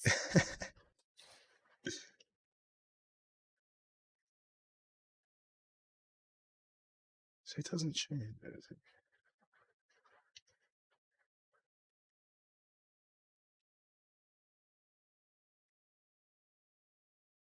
No, it doesn't. Let me try this the way I'm doing it now. It seems a bit better rather than. Don't put the F in the number. Just put the number. Okay.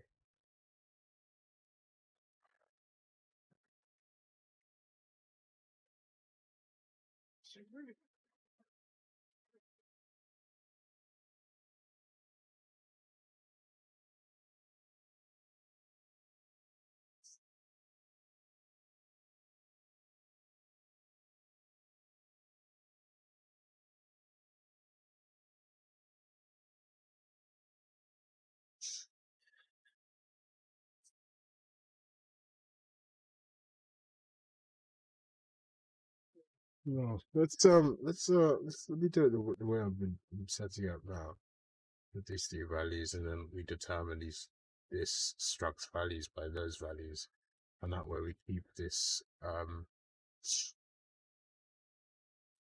we keep this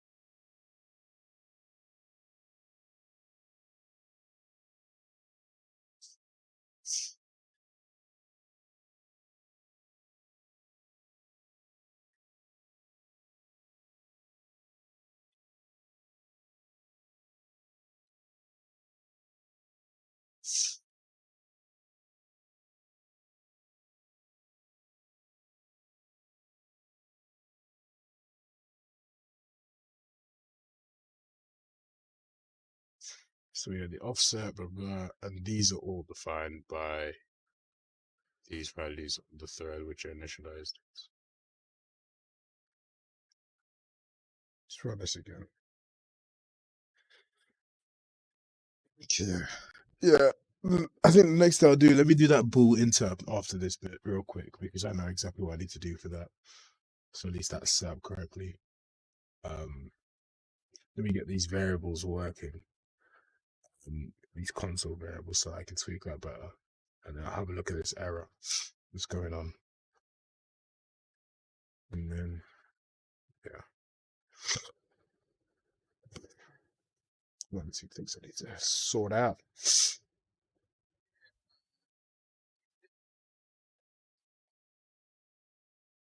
It wasn't working when I just did it. I've changed it so I've done it properly. So I've now globally declared in that struct. And that struct, basically, the initial values are now dependent on redefinition. Oh, no. Cancel. Yeah, I've got it here. Can't have it in both places. Yeah, it's initialized multiple times.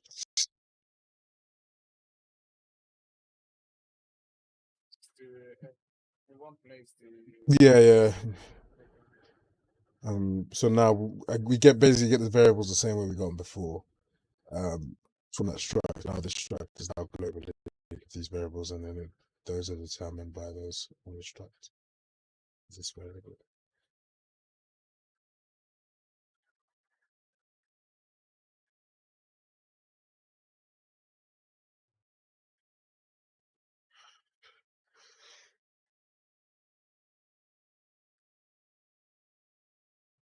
So work because if it creates an instance of that, we're just gonna keep creating that instance. I could change this variable here, but that won't change the instance. This might not work. This actually might not work. What? I don't know. If this doesn't work, I'll try one other way that should work. Um,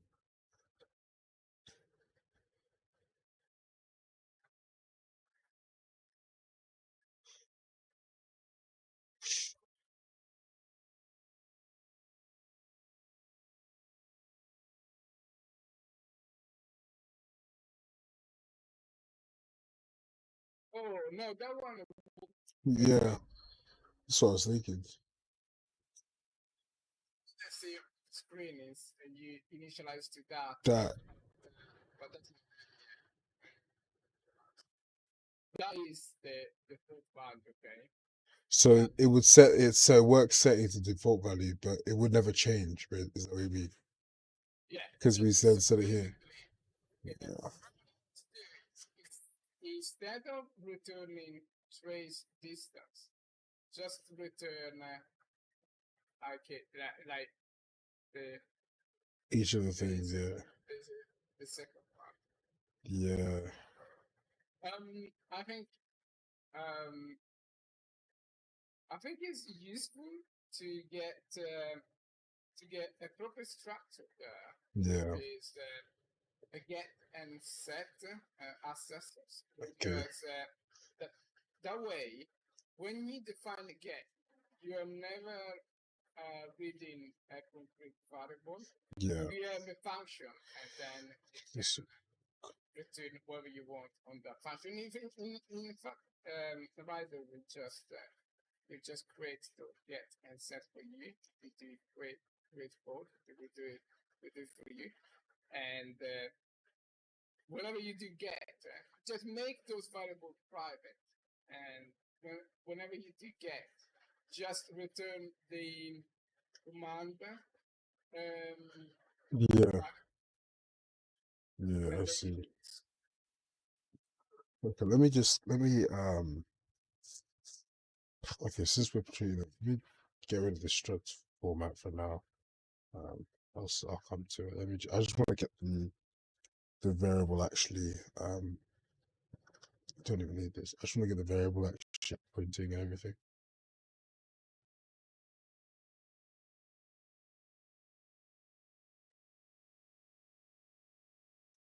So if I define this here, these two variables here, and this blah, blah, whatever, and then in here,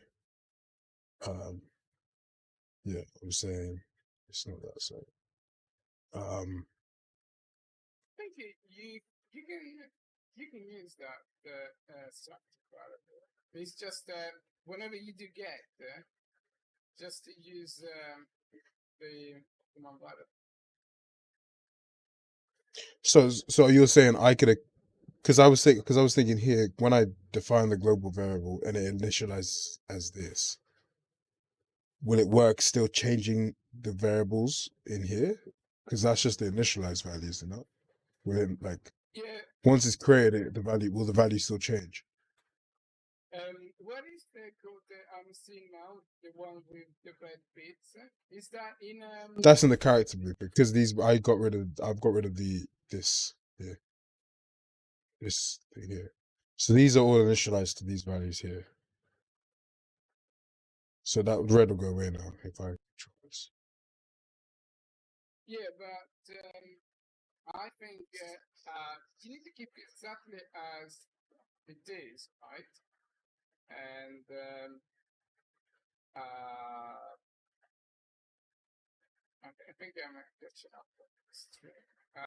So you need to keep exactly as it is, and whenever you change that variable, right? You you basically you need to do that the code that is setting those variables in either in an event or a loop or a function. So Oh, everything you basically set to for that. the function. Oh, I see. So you're saying basically every tick I set these hand IK values to get the value of that on the game thread. That's what you mean. Yeah, or if you have an event-based thing, you can do it in an event-based. But I think for now, you just use it. You can just do it every tick. Yeah. Use it, but yeah, you can keep exactly the same structure. But when you do, instead of accessing the variable globally, like struct dot variable, you just do the struct dot get variable, and Mm. in that turn you return uh the console variable. And I'm gonna share my screen in the Discord chat, and I'm gonna show you. Okay, cool.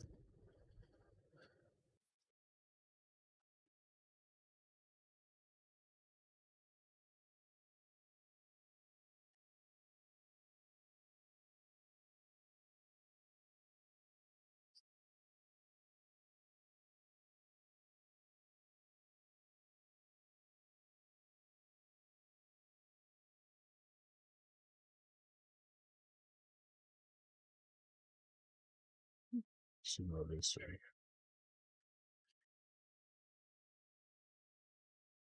let's say that you have this static variable here, okay? Now, the first thing that you always declare the static in the CTP, you never declare it in the .h, otherwise you're like infinite copies. It doesn't really Oh, okay, give me one sec. Let me yeah.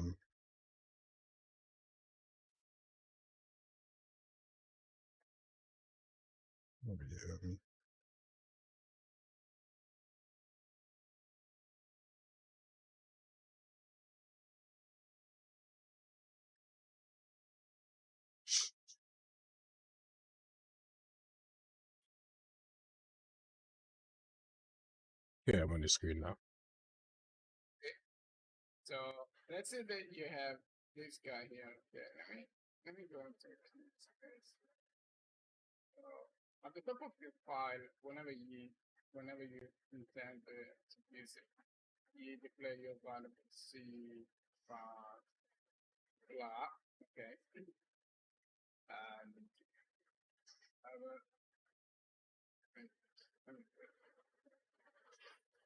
okay, so you declare this animation blend ratio, just flow, and that is the name. Now, if you go your struct, right? Struct, Mm-hmm.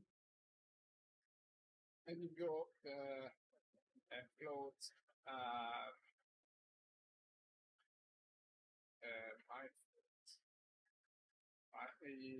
whatever, like 30, whatever. And you use this to struct to like, interface between the principle. Instead of getting this and you do like extract.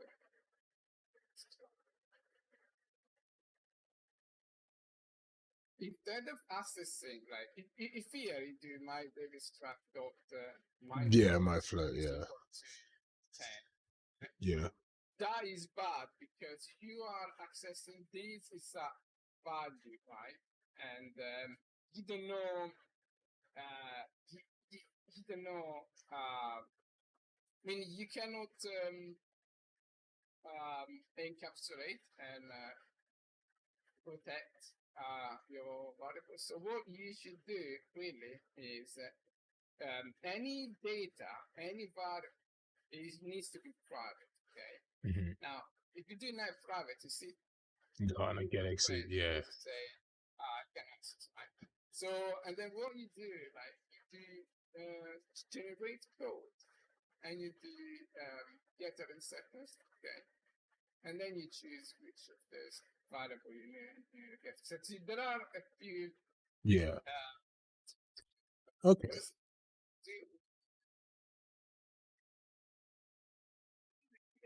See here, if you get my float, and if you don't do anything, he will get my float.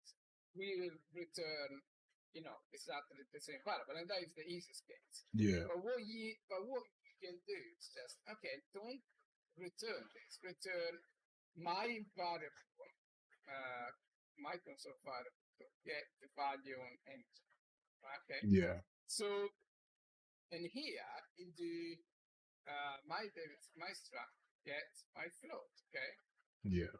I mean, like value, you got like that, right? I see. Yeah. So the name of developer you cannot change. You encapsulate to a function, and inside the function you return what you want. So if we do like this, sorry, if you watch my screen real quick, I always be like set and set it through here. So if I go, sorry, where am I at? So if I go into my here and I'm like, okay, so private these.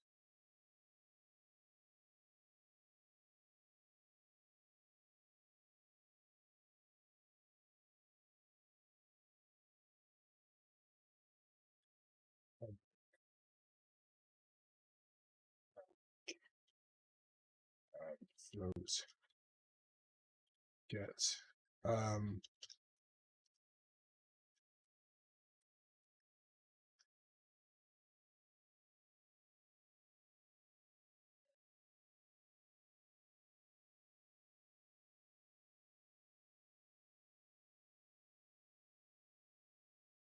so then here I can, if I then create the get trace distance function for this,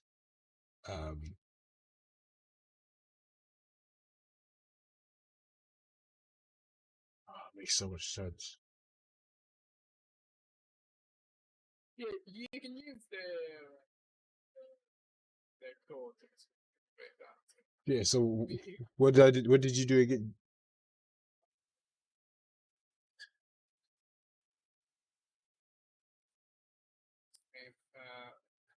Do the context.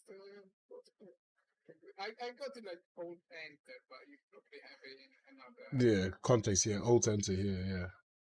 So if you Generate see, code, I see.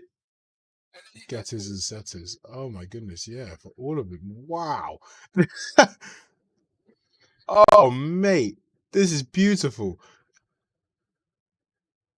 Oh wow, this is lovely. It's made my day. That. it's very powerful. I always art instead.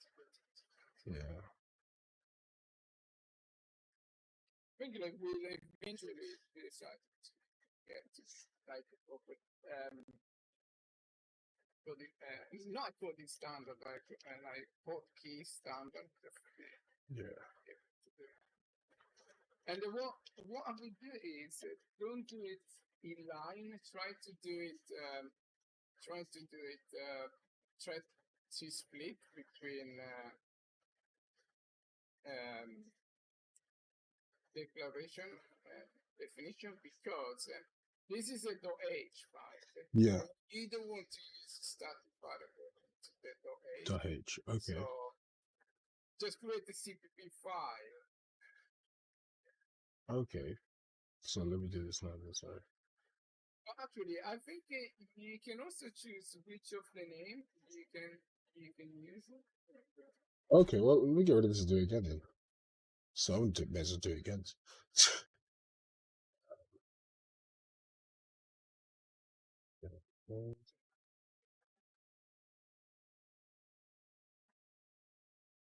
It's an unsettler. All three. You're using this struct into the blueprint. No, I don't even know why I made it a blueprint type, to be honest. I don't even need it in here, to be honest, because I don't use it like that in the blueprint. I could just return variables, can't I? Yeah. Yeah, okay, yeah. Let me get rid of all this crap, really. It doesn't need to be a blueprint So type. I think, and maybe I'm looking at the wrong string, but did you antique line definition and use add prefixes? So that is the way the header set up. I think it's up like the last three. Oh, untick in line. I see. Yeah, yeah. And then we tick.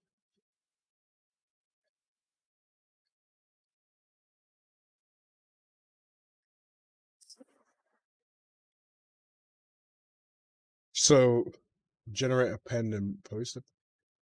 Yeah, I think so. I think the last three. Let me check. Pen prefix is the getters. A pen prefix is the setters. Okay, yeah. And then okay, do that. Yeah, I got the last. Oh, it's because I'm in a H file, isn't it? Yeah, exactly. You need to create the .cp which matches the name. Yeah. Okay. Okay. Let me do that. Let me do this properly now. Hold on. Because you need the CPP anyway for this. Yeah. You, you could, but then you can only include it once. Yeah, okay. Yeah, pretty messy.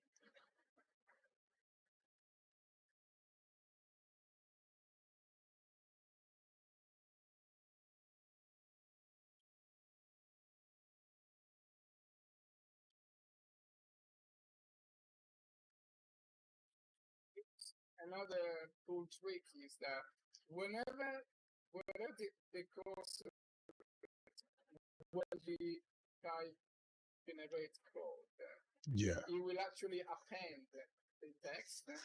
Oh, Uh, damn. so because sometimes it splits the variable in a weird way. So just do it, I don't know, at the end of the class or whatever like point that you wanted to that text to be. So you don't split variables. Say that again. Sorry, one more time. Sorry, I was focused on this thing. So your class, okay? Yeah. When you press the hot key to generate the code, make sure that the cursor is not somewhere in between those. Oh, that's why it was doing that weird. Yeah. Oh, okay, cool. The function is at the beginning. Like Where here. yeah. And that would create the code there and I see. I see. Much better. Okay, because basically he should be able to set it up in a way that you don't have to retouch anything. You just press the button, that's it. that's it. Yeah. Yeah, that's good. Yeah.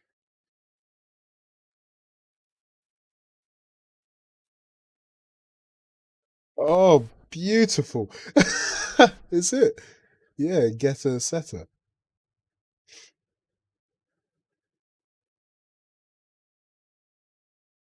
Oh, so and then now I want all my then I want okay, that's beautiful. So that's all done there. So now I want my static variables from this in this C++. Exactly. and you just do return the static variable. So I want all these. I'm not sure if I'm catching up which part of this tree I'm catching up, but yeah, make sure that the variables are private. Oh yeah, they are there. So now I have all my blah blah blah in there. And so when I return the variable, rather than returning trace this, I return now the IK trace distance dot get value of game type, like that. If I'm correct, I'm thinking. I think so. Let's see.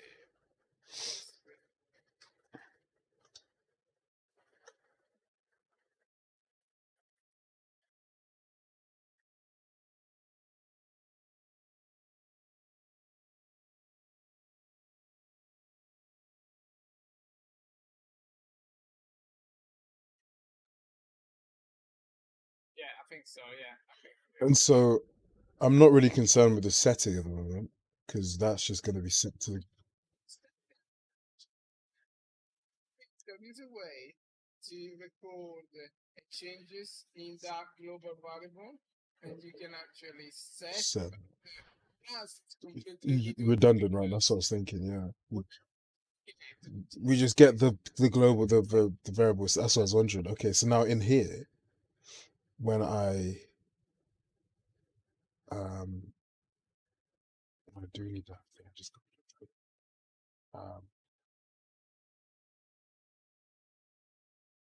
so I don't need these set hand ideas six for console. Get rid of that crap. Yeah, so that one could also be static because you're not accessing any variable inside inside the struct itself. So that's quite nice.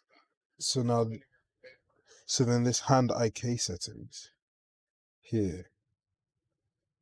Oh, wouldn't I now need a tick to keep getting the Yeah, exactly. Yeah. Exactly. Okay.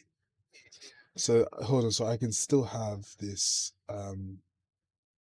because hand IK settings. That's fine. So I now need a.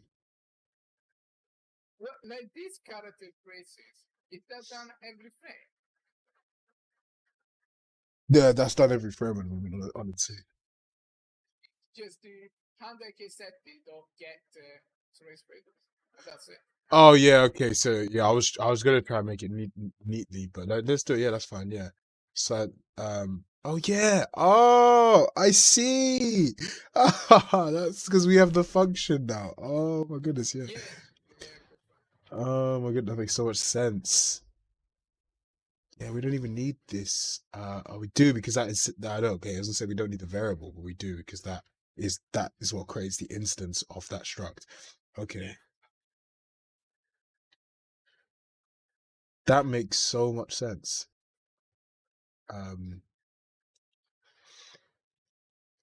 Wow, that makes so much more sense. That's so much better as well. So much better encapsulated. Yeah, exactly. Yeah. Because before I was accessing. See, you want to change the logic, like they get trace breakers instead of being a straight variable. It's I don't know, like some calculation that you need to do. That is much better, right? You just do it Yeah, inside. just do it inside this function here, and then this doesn't change. You're still just getting this struct, and then the same here. I'm not. I'm never changing this value of this hand IK settings value. All I'm doing is basically creating the instance of it, and then the values I'm changing all in here in the struct bit here. Well, based on whatever blah blah blah, or if I want to do calculations or whatnot to set these values. Ah, So that is the proper way to encapsulate. So basically, every time, even within the same class, right? yeah. Time you access a variable naked is always a red flag because yeah, you should never access a variable naked by It should always just be a getter, yeah. encapsulating. even within this the Same class, yeah.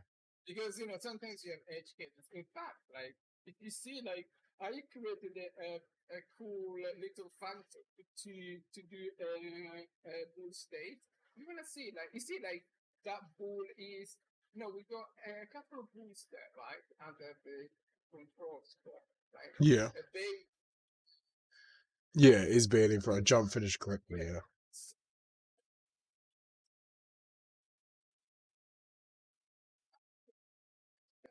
I did one. It's, if you search a file called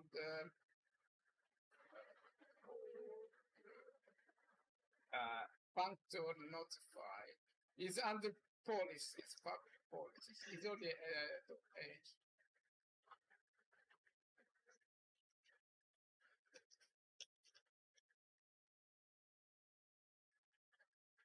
That is pretty cool.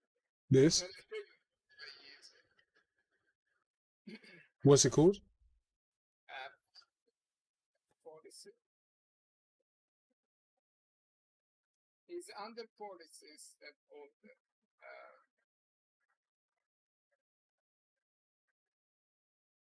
No, I've lost where the hell I am.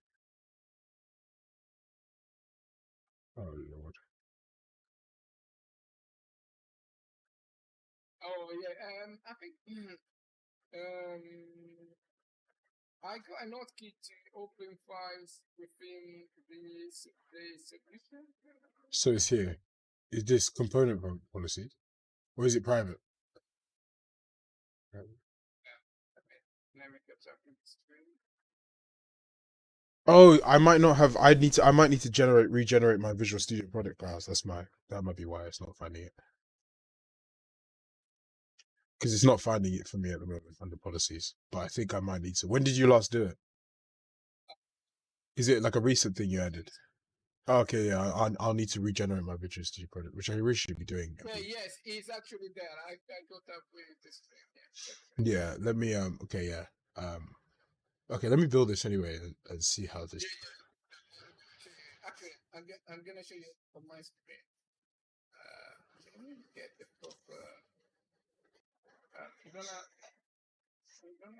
share the screen, but So I should have a light on.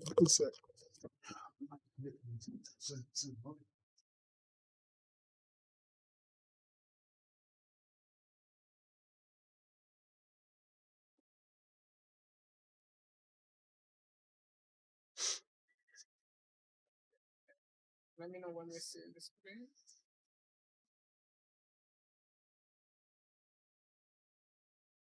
You seeing it? Can you see? Yeah, I can. Yeah. All right. So basically, this is a very simple class to get. It's called a functor because it basically declares only one function, which is a parenthesis function. So instead of doing class dot variable, you can the only public method is the function operator, which is basically calling type variable dot variable like that. Like you are gonna call it as this function, okay, and not a variable, and that will let you. I'll show you later because it will become clear later. That is a flip-flop function, which lets you put in this case, it will let you play with switching on and off full. Because like most of the times, you have cases that say if be something. Yeah. Or not that. Yeah. Do something and then do something and then be something equal false, right? Yeah. So if something is true, then do something and then set it to false, okay? Yeah. But this is always relying on keeping track of true and false, and this is very error prone because you always access this variable naked again, right? Mm. So instead of doing this, we basically you will do if be something, but you just call a function, okay? And what this does is that it's called this function here because it's the operator open and close round brackets is the same as doing call a function. Um, so, and inside this, okay, we have um, a variable value which of type t. In this case, t would be a bool, okay, Yeah. and then we initialize to false, okay. Now, when we call this function, okay, it will get whatever value or value is stored, okay, but it will also set the value to your new value, which in this case it defaults to false. So it will say, okay, give me the original value and return the original value, but set the actual value to the new value. In this case, if we don't say anything, return to zero. So when you do this, with just one function call here, you do exactly like check and set. I see. So, So it's done here because this is. Okay, I oh show you where. damn. No, I see what that means because it's like we're sort of saying, okay, that one function gets the value of it, flips it as well, but it gives you the previously held value. Exactly. So it's like you could check and also set. So it's like if you're doing a flip flop, yeah, you just need that singular line rather than saying if this equals if this is true, then change it. Whereas we're saying if this is true and it's now changed. Oh, I see. Because that code would only be run anyway if it is true. Oh, I show you what I use here. Like I use I have a notifier, okay, in the animation blueprint where it starts lifting off the pit. mm, Now I'll show you what I'll show you where I use like the this gets the notifier, okay, uh, from the anim blueprint, right? And what it does is okay, set this start lift modifier now is true, okay? So because we call that function with a value not bad, true, yeah. okay, we just set the value to true, okay? And when we use it, okay, we just use it like that. Instead my loop, I have that if this so basically here they say if this is true, then do this code, but only do it once, and then this will This will else. become false. Yeah. Oh, I see. So basically, you never do variables equal this, variable equal that. You only go through functions, and it's a little bit like function. It's a really good way of a Just do once as well. It's like in that blue like a do once rather than having to hold because then again you don't really need to hold flags like you don't need to save and store these flags to represent whether or not it's on or off. You're just like doing it then you turn it off in the same singular line. That's awesome. also to logic because this is um, a simple flip-flop logic, right? But you can have whatever you want in here. In this function operator, you can do whatever you want. You can have, I don't know, add the 20 to the value, whatever like it. Yeah. But it's just this, the key factor is like, you always set the variable private, okay? Because you never access the value set. It's always private. Yeah. You choose to expose. In this case, I've exposed only this function. Yeah. And the beauty of this just that is like in here, you see, like is exactly like calling a function. Here, I will never know if this is a variable Or this not, is yeah. it's definitely a function. Yeah. So this is why most of the times um, refer to this pattern as a function, because it is an object, but it's just function. The only way you access this object is just calling a function. Calling a function, yeah.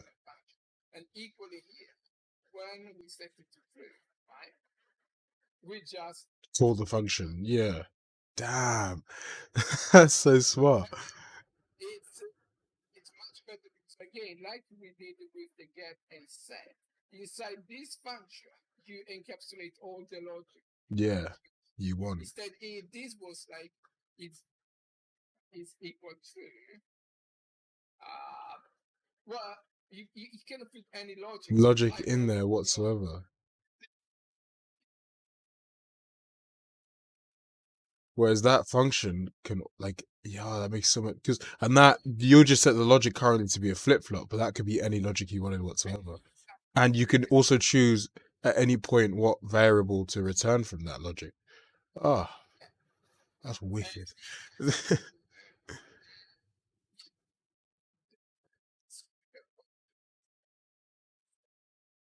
never change the client code. You only change the the live code because let's Yeah. say that this notify to to our game code, right? Yeah. So they just need to about okay set that to true. True, yeah. But then we can change. Now, assuming that we have multiple things working for that, right? Change This code, yeah. the client can say it's the exact like like like text, but this is part of the code, part of the library, right? Actually, and you can check this code at once, and you basically broadcast to all the clients. Of course, you need to be careful because if you make a big mistake in this code, you break it, yeah. Yeah.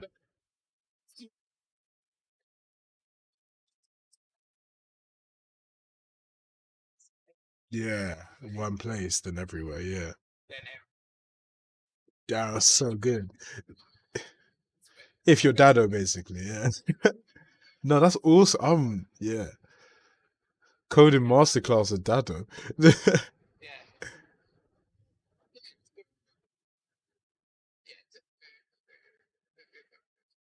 I think so far we've been doing a lot of plain code, and but I would like to start because we are just choosing to write bad code in a way. But I'd like to start, resisting, right? Okay, yeah, that's it.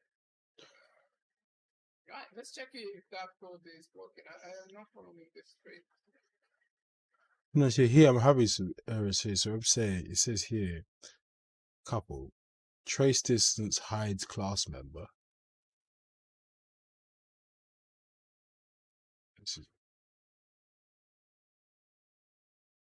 undeclared identifier return hand IK settings. What's the other one? So basically, I'm saying return hand IK settings. So here, I've got initialized my variable hand IK settings. Then in here, we've said our hand IK set is equal to like getter blah blah blah, whatever we need. And sorry, what that C++? Okay, yeah. Yeah, so then I'm saying my in our when we do our actual trace. Oh, sorry, we say it's equal to the trace distance, the trace offset blah blah of that struct, basically, yeah. That's his, and then we have this function Oh no, it's because I got rid of it, didn't I? Because I was like, I wanted to get the Yeah, you don't need that, right? At least the one that's in cover. well to if I wanted to output the because obviously I want to because I need to get the variables from this to pass to the control rig. Because the reason why this doesn't work is because it's not I don't define it anymore. I got rid of it. So that was my issue. But do I not still need this function here? If you the blueprint, yeah, just get the function that return Yeah, okay, yeah. that part. Yeah, whatever you need to do with the blueprint. So, yeah, okay. Yeah. Still, But now this is const, yeah. That was the difference where because this yeah. right. Yeah, there we go. Okay. Um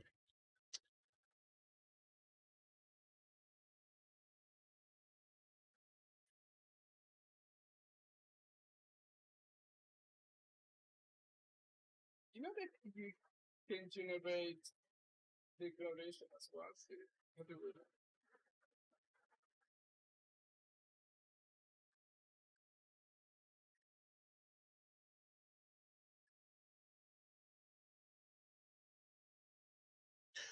so it seems because this function is blueprint callable, the struct needs to be use struct. I thought so. Um Okay, so okay. So I know how to do this. just make yeah, make that print thing.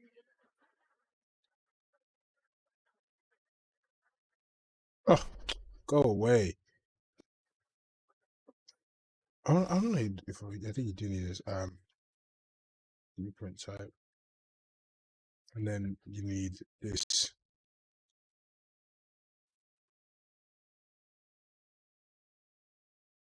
And then we've got I think that's what you need.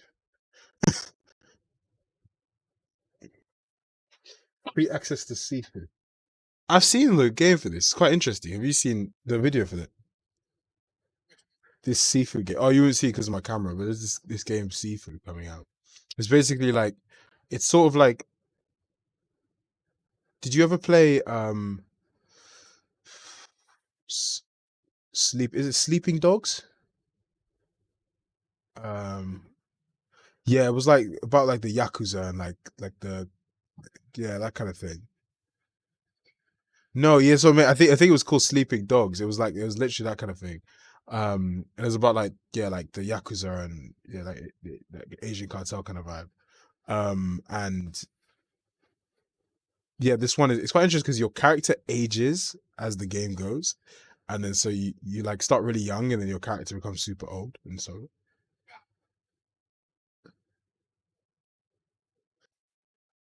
let's see.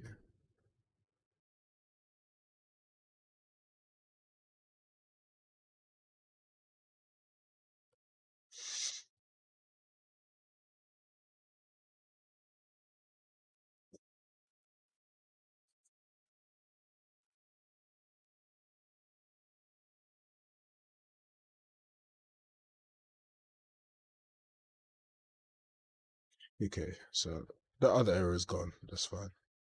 So now we're saying declaration of this hides class member.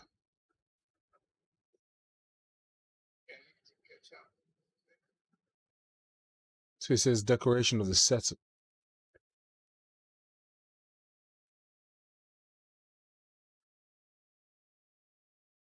Your declare it twice with your variable. Not even no. Can I see settings track? What is that? I don't see what is there. The error is sorry. I'll go back to it.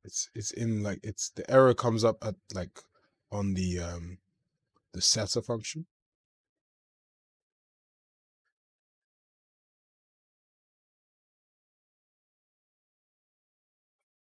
because okay, so that is another setting that I absolutely hate about the Getty setting. Can you try to change once? Because I don't know if it's the same. Can you change the parameter name to be Oh. Oh my goodness, yeah. Oh, I see. That would make sense. Cause okay. because I don't know. Oh my goodness, that's so stupid. Why would you do that? That makes sense, yeah. Oh, because it's basically yeah. So you're saying define a variable is because we're basically setting it to the same variable, so that's why it does. Yeah. uh, why would you do that? What kind of... You know that I reported that back about 3 years ago, and I think they're using some sort of like GCC compiler that doesn't have that doesn't in GCC or in um, what's the other one in CLAN. Mm, It would generate that error, and but I noticed that Visual Studio does give it the error. yeah. And that is a bad idea anyway. I mean, That's what I mean. Yeah, you should. I remember seeing that actually because it's like you're naming the same thing. This one doesn't give you the error; it lets you do it. But I always notice from the color of the word now. Like I didn't notice it then. Okay, but yeah, it's literally saying this class variable is equal to this variable. It's like what? You it, think it would change it just even add like an underscore after or something. yeah, yeah.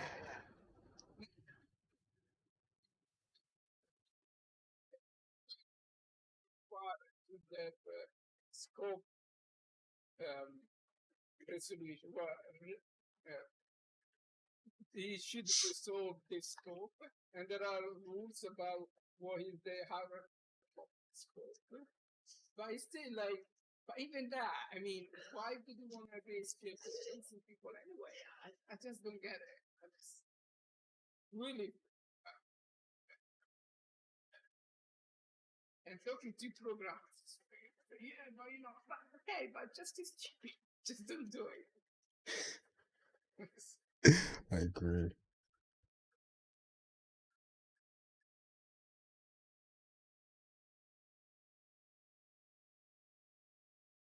Oh, and then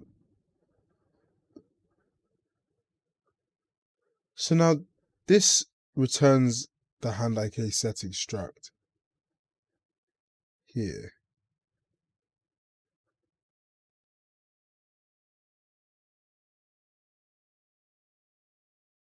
But we can't split the struct into two separate variables.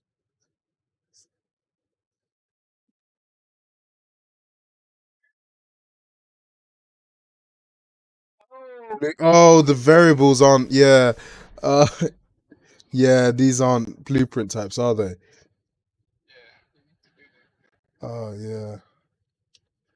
yeah. Um, it's U property in it. Yeah, Blueprint read only. That's what it should be. Um,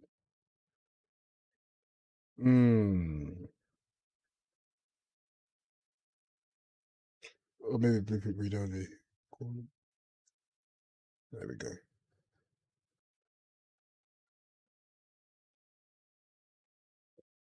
When it is a multicast delegate.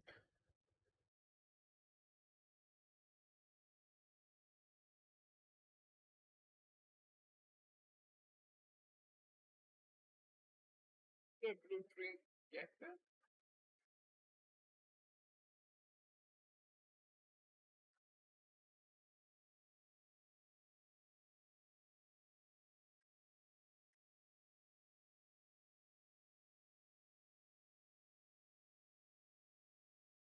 Well, definitely is not right because it's not like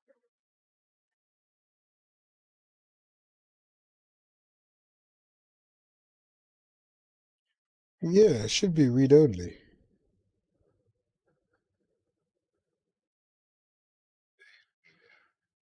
I went read only. It says should not be used on private members.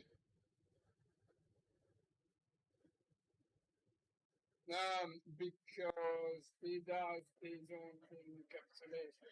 Oh, It does by actually, shouldn't this? Can't we make these functions blueprint callable? yeah, I mean, you should make the function sure, yeah, because then you encapsulate even in the blueprint. Yeah.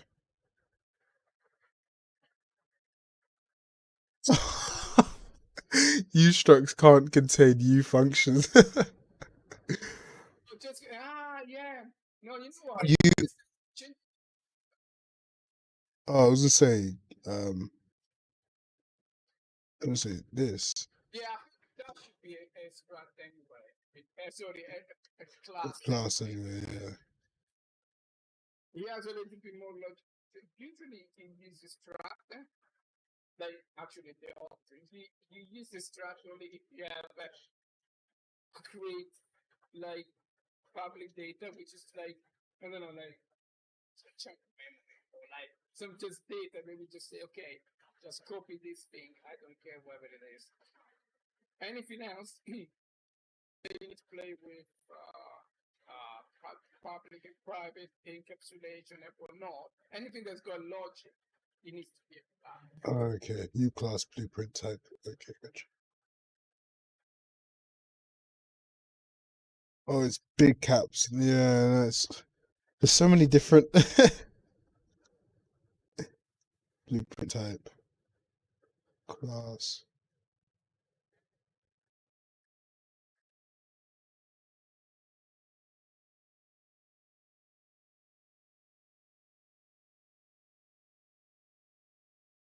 So this, and it's inherited class in this case.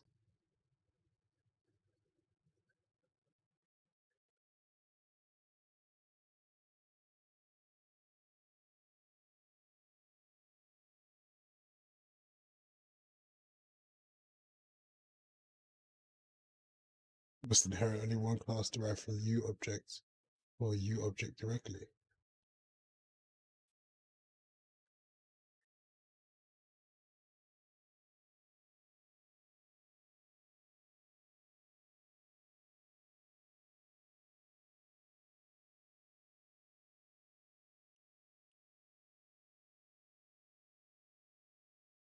So it can't. This has to inherit from a specific class, yeah.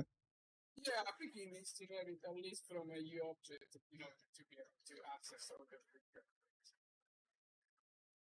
I think like U object is the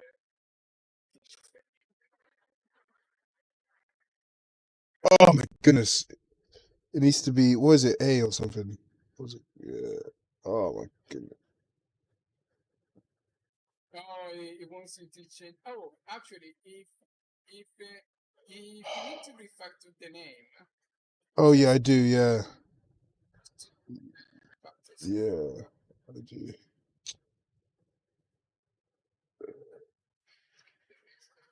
Yes. So UA and IK settings. What do you right? No, I did. It said it wrong. It wants it as U. Yeah. Oh, Because A if it's an actor. Yeah. Now they want to be specific about names. yeah,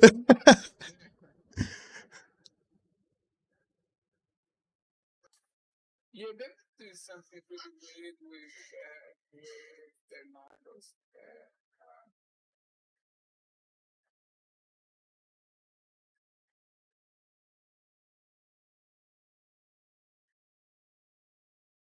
Trying to determine how delayed I am in the streaming. It's like far less than 50 seconds now.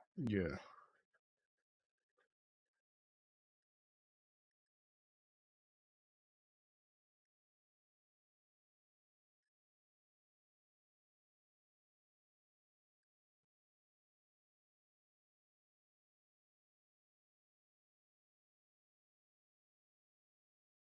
Okay, yeah, because now we're referencing an object. Okay.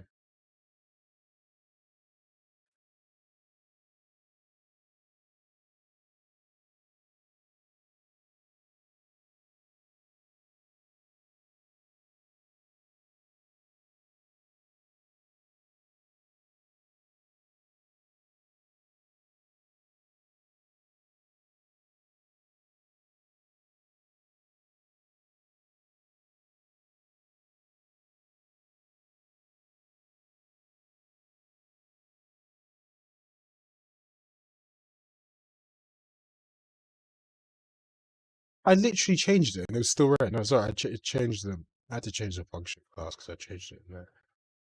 Don't return a pointer. I just type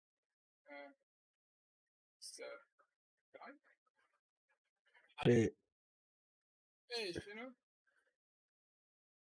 hey, Shinobi.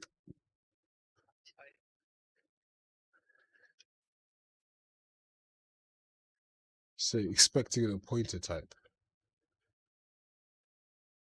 He's expecting a point step. So just return the address of that. That is a bit suspicious though.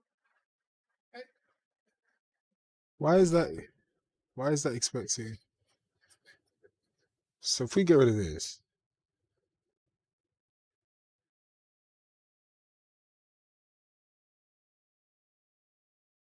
so here we create a class of that, not a pointer like we do with all these.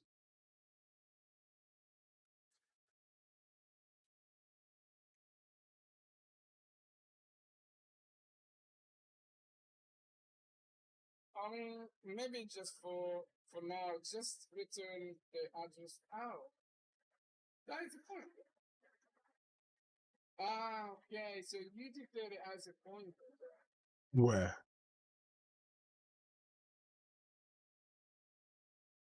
I've changed it now. Oh, you're behind. Yeah. Oh, dude, I've changed it now. So like, if I don't declare as a pointer and I just declare it as the class, create an object that class hand IK settings.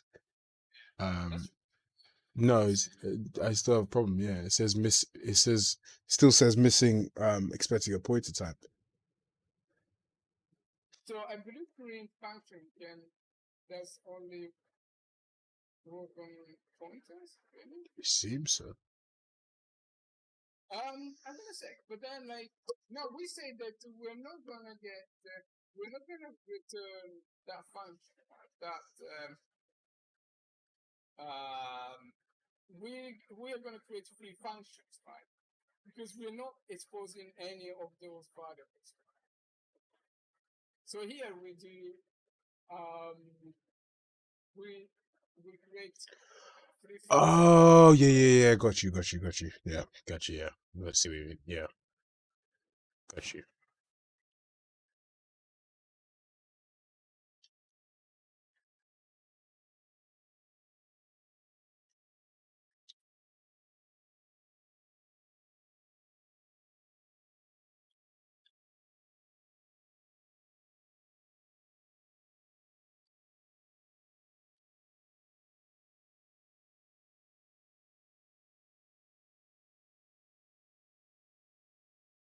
Like that, and then we do the getter for that, or it might be crazy.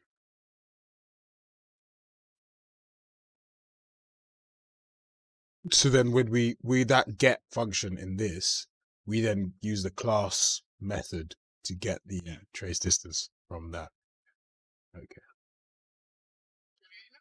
Now that I'm seeing that, why did we why did we create the blueprint in there? We don't need we should keep it like we should keep it pure that the hand I can settings class, right? Because we don't need to expose any blueprint to it there, right? Yeah, actually maybe it's worth if we get back quickly and remove all of the blueprint pushes from that door. From here. Oh, I see what you mean. Because since we're using the blueprint stuff here, we don't need the blueprint stuff in this. Okay, yeah, let's do that. That makes sense. Yeah.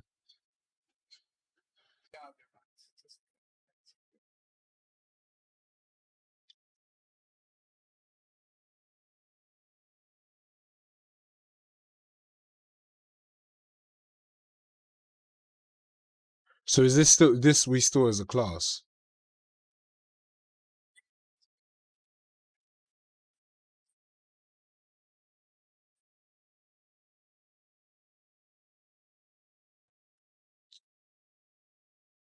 It's a lot cleaner because we don't have that bullshit we objects and stuff. So here. we don't need to generate all the. So we don't need any of this. Yeah. Do we? That's yeah. Do we need that U class? No. I don't think so. I see. Yeah. So it's just. Oh, so now this is just a code class. Okay. Yeah. Cool. That makes a lot of sense. Ah, I see. And then all the blueprint callable stuff is held within this character class instead. Yeah. And then we have And all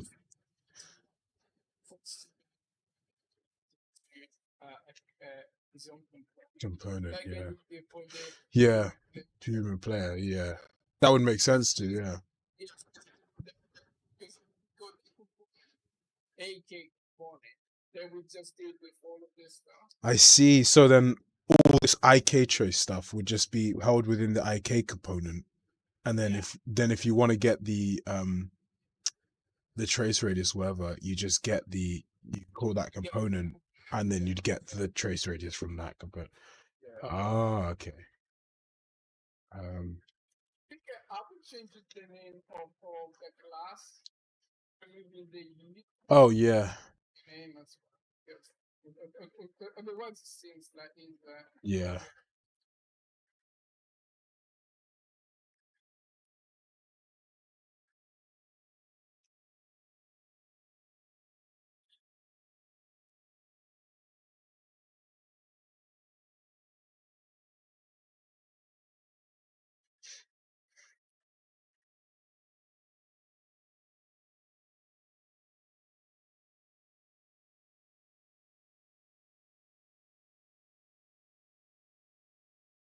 Say hand IK settings there. So we create the instance of that class here. Then in these variables, which we're creating now, trying to definition, we return that hand IK set.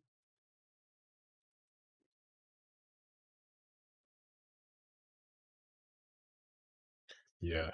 Well, yeah, it would make sense to have the component, isn't it?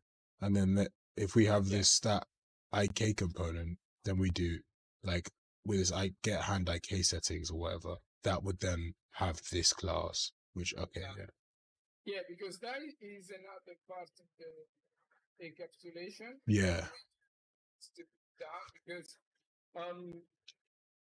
so potentially the only structure must have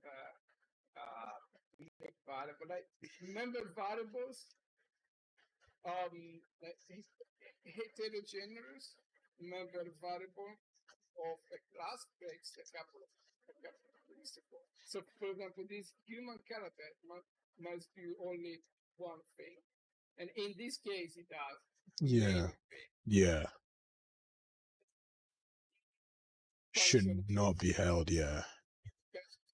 It should be injected rather than be part of it. So it should be a case like this character doesn't have any idea. So it should be a case of the human character class holds possesses an IK component. And then this IK component is what possesses hand IK settings. Those settings, okay, yeah, that makes sense. And if you see in the character we do it in a couple of places already for the jump. Yeah. For the controls, yeah. Here in human character, Jump or anything, yeah, which is correct, yeah. There is only actually there is only when you want to access those components, right? Those from that could, yeah. But even that, I think is. I think I did that only because I had some error in the PS. But I'm pretty sure that you can avoid that as well. Yeah. At the end, we're gonna have. I mean that it's when you're writing light code, it's never good to do premature optimization, even architecturally, because maybe maybe these are like A stuff we're gonna completely get rid Get of, rid and of, then yeah. to You don't, yeah, you don't even need it. It's finalized, you understand what you're doing, yeah. That makes a lot of sense, though. That's quite cool. Makes a lot of sense. So yeah, basically, generally, if you have like single variables there in the human character class, like I don't know, he's failing from this. Yeah. That is really always a bad warning because yeah, it means that the logic is weak. Yeah. Yeah, I mean sometimes it's well, most of the times it's just because you forget just putting it in in the correct place. Yeah, as long as you know you know how to structure the code. Yeah. No, it's never too late. But it's okay. Just move it down. That's not, I don't, this happens.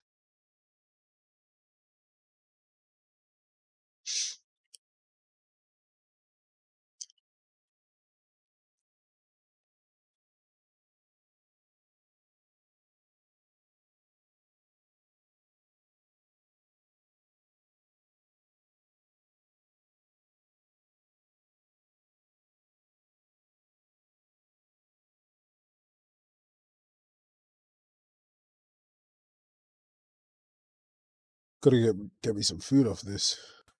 All this coding is made me hungry. I haven't even got much.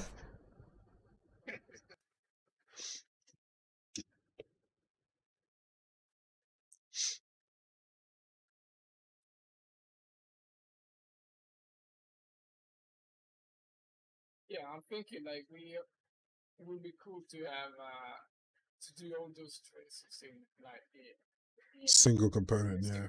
place. So yeah, we do only once per take. Oh, yeah. To basically, yeah, to do it all over the place.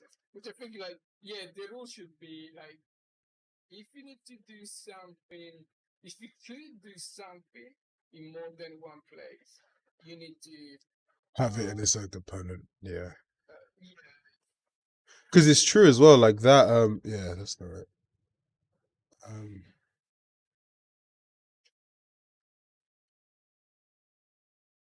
yeah, that's so much better, yeah.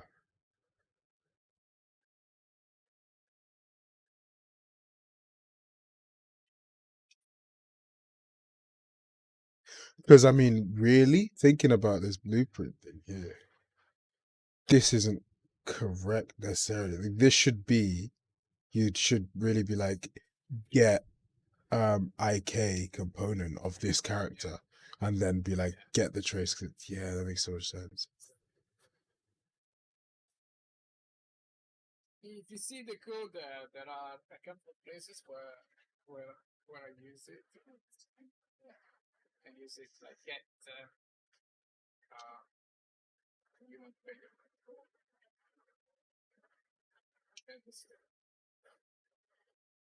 I think the most important thing is whatever approach you decide to do, just be consistent with that. So if you say for some reason like everything must go inside the human character, then like just have it just one place which changes.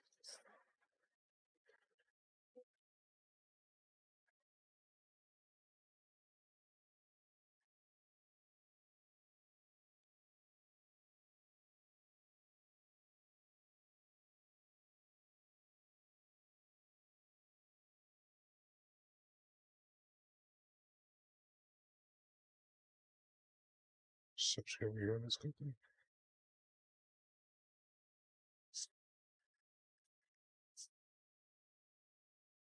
Didn't seem to work.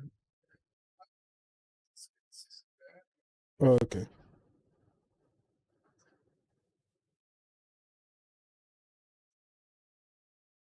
But that the command it seems to work.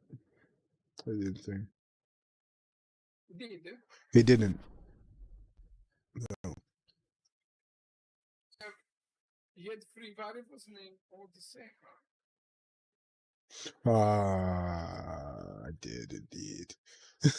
I've changed it. Ah, makes a lot of sense. They all had the same name. I just chill out. I was like, why is none of all three not showing up? But now it makes sense. All three should be showing up.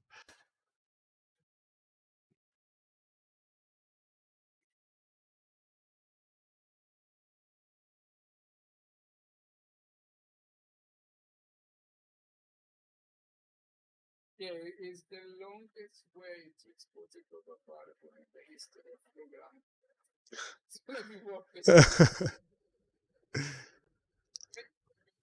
case, also, moving parts. Usually it's a lot easier. You should just put a global variable in there.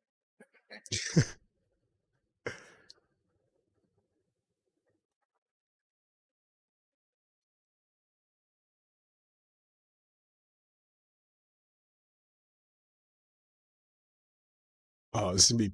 I'm so serious. I'm playing around with the video settings whilst I wait for this thing to open up. Do you like my glasses? I know. I know. I try really hard with them.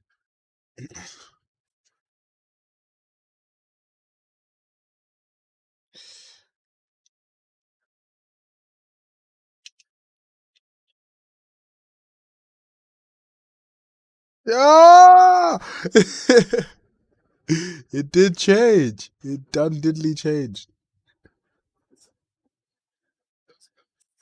They're cool, aren't they? It did change.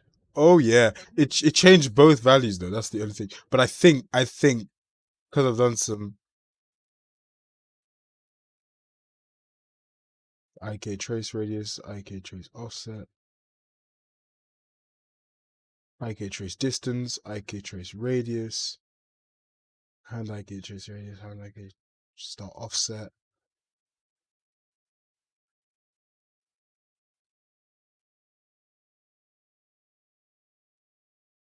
Oh, like it actually changes it like for real, for real. That's sick. Okay.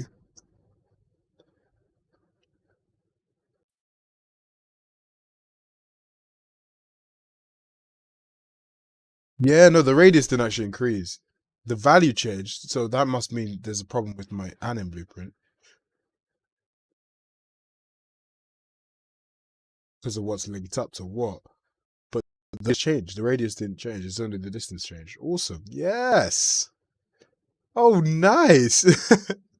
We got there in the end. Yeah, yes. Yeah, it's working. I just got a.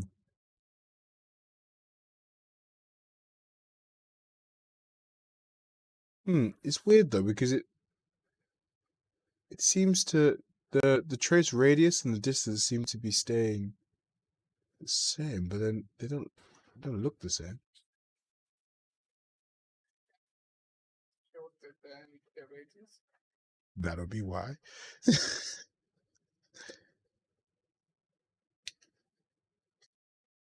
There we go. Diameter.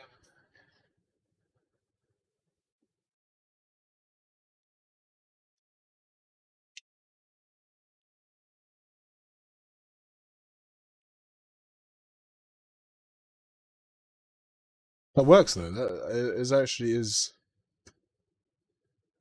doing its thing. The print string values are off, like no tomorrow. But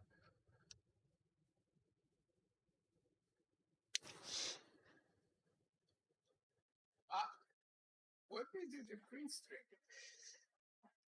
oh, bless me. In here, I get the trace distance, print that, trace radius, print that. Completely wrong. Completely wrong. But what I'm printing is wrong. But what is doing is correct. Let me get rid of these glasses. I can't take myself seriously with them. I feel like I'm crazy.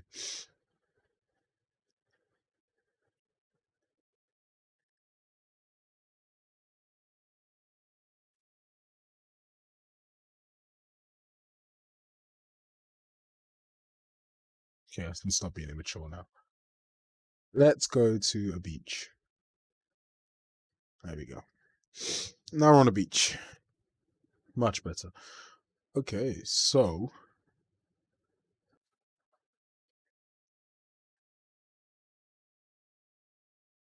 it seems that the trace distance is the only one that value those print streaks are set off of. So if I go to 100, and if I go to the radius is 20, so if I go to 50, wait, 0, they both change to 50. But the radius isn't 50. Do you see what I mean? That's what's weird. The radius is still 20. So like if I go I dot distance, like you see the radius of the thing there. If I go this to now to 70, the radius stays the same. So the radius it works perfectly fine. And if I go radius to 5, the distance stays the same. So it seems that It's only if the distance is less than the radius. oh, do you know what the problem is going to be? I know exactly what the problem is going to be. I know exactly. Yeah, I'm so stupid. This is it. Trace radius here. That's it. That's the difference. It would have affected. It would have. I didn't change the function. I'll call it. That would have actually affected the That would have actually affected the IK itself, but it doesn't affect the core thing. This it'll work now. Fine. Yeah, it's all working. Oh, nice. Hey, Skywalker man, how you doing, bro? We've just been doing a bit of code stuff. Yeah. Oh, you just. I keep forgetting you're like 30 seconds. I keep forgetting you're like 30 seconds behind. Oh, it's really hot in this beach. That's cool. So let me just stick my phone on. Dressed appropriately, am I? It's cold. It's not. Yeah, it's not warm though. Yeah, it's cold inside. Yeah, that's what I was. It's cold inside for sure. Oh,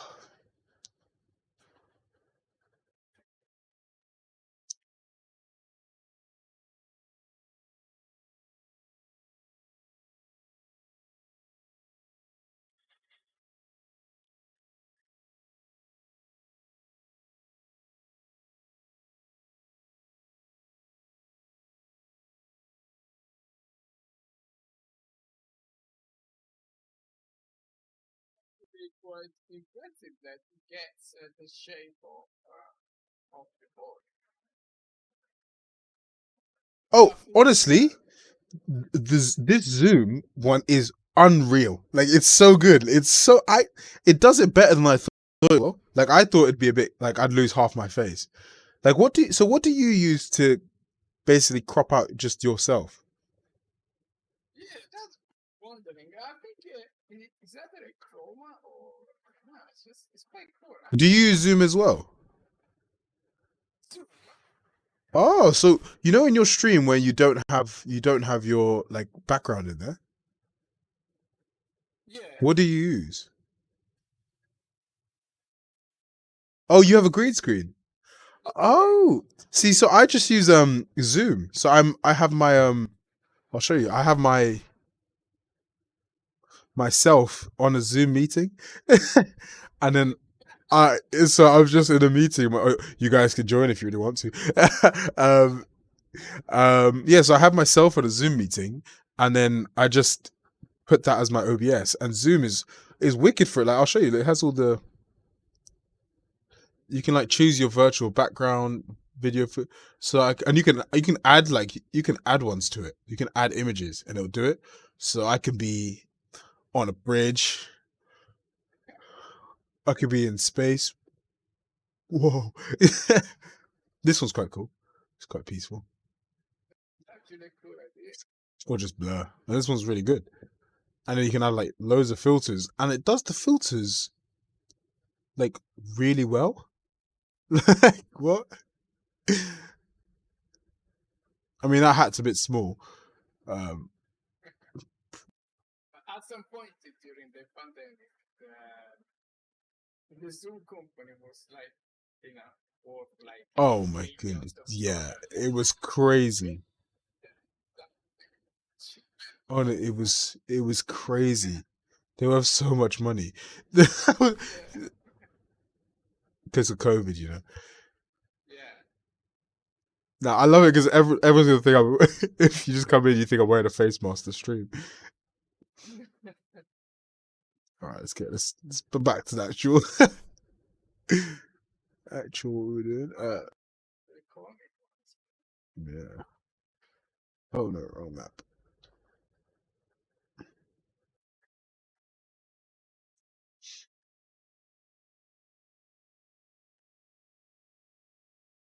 Wow, the face mask is quite nice. That's what I was saying. It's really good, isn't it? So now distance 70.0. Nice.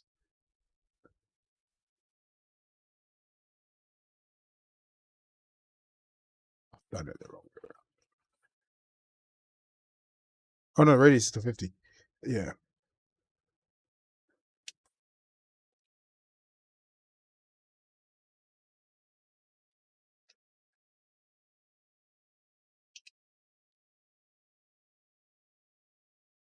Oh, nice. Yeah, it does it. Oh, this is so much better. I could just debug my life away inside the thing. Oh my goodness, I'm so glad. You know, I tell you what, initially I was like, oh, this is going to take a while to do, but I am so glad, so glad in it. All I need to do now is basically link up the control rig with that start offset because so I basically need what's that?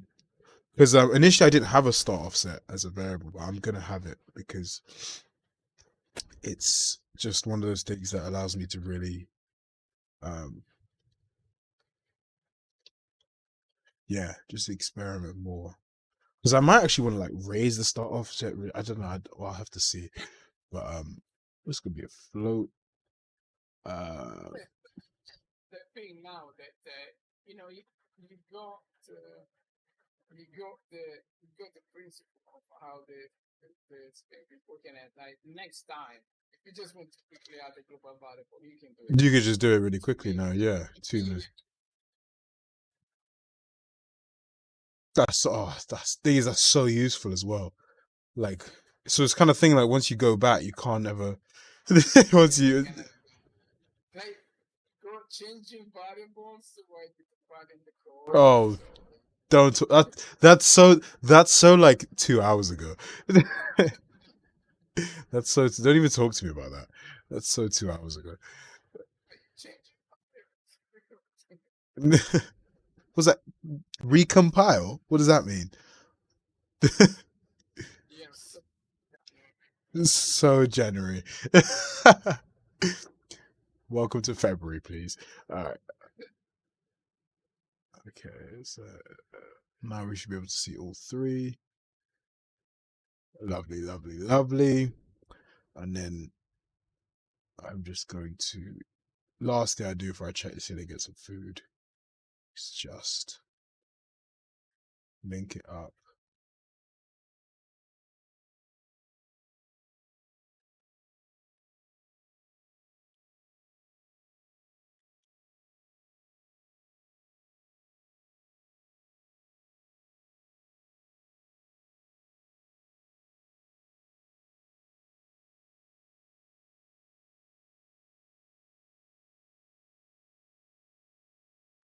Well, I'll tell you what though.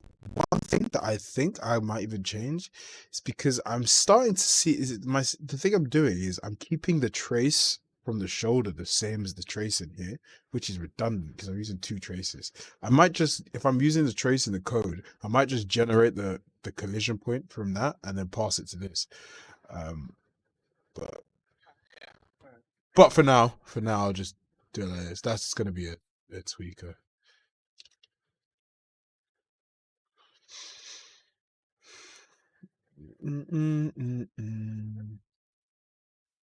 One thing I wanted to mention is that because yeah, maybe you're the only one you're on the street, but when you're debugging with the lighting off, make sure that you know from time to time you switch with full lighting because sometimes you don't notice if the bones are flipped. Yeah, no, whenever I first, because that was actually one of the issues that happened at the start.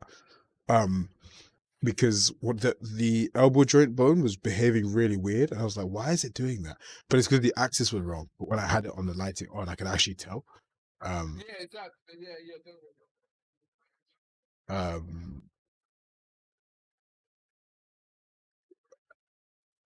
yeah, I need to do one more thing.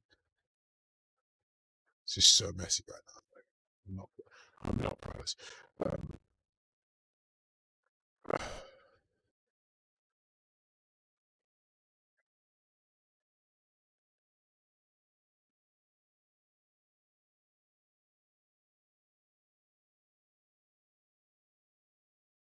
I'm really not proud of this at all.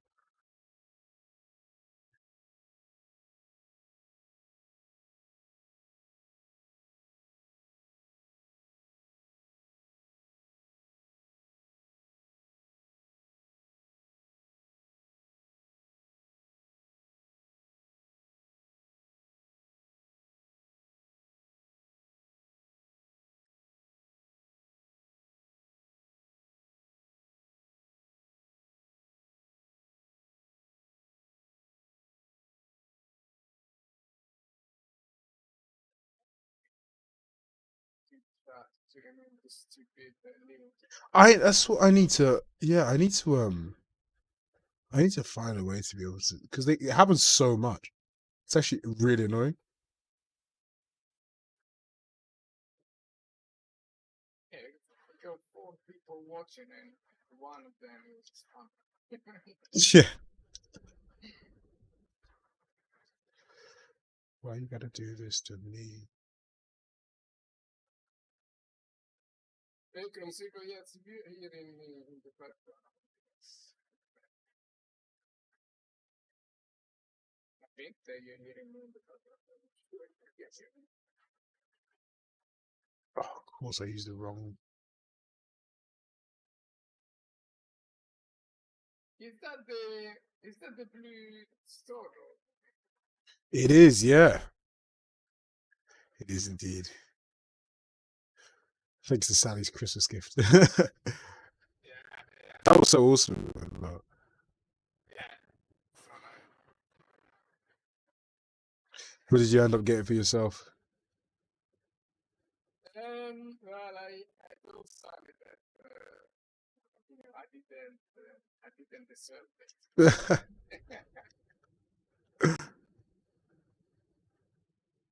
So Sally, I'm gonna order something when we have a property where you know all the things in places and stuff like that. Then I promise her that it's gonna buy it. It's the story. Just take everything.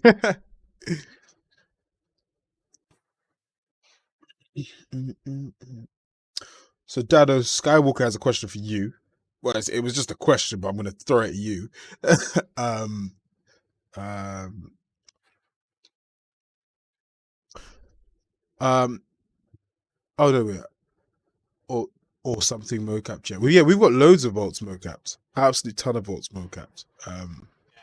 It's just about, but we, yeah, literally. I think one thing that's interesting is it's like when you realize like your kind of focus shifts a bit. Like so, initially there was a focus on to kind of just get the feelers out and obviously get interest and everything. It was very much so the yeah, like having different animations and jumps and everything.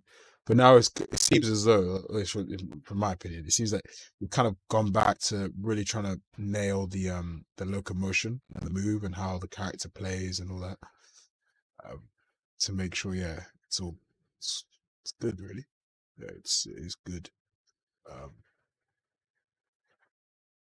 Yeah, I think so because I think what we realize is that if you don't have a solid base, yeah, there is no point in something like a gelatin system.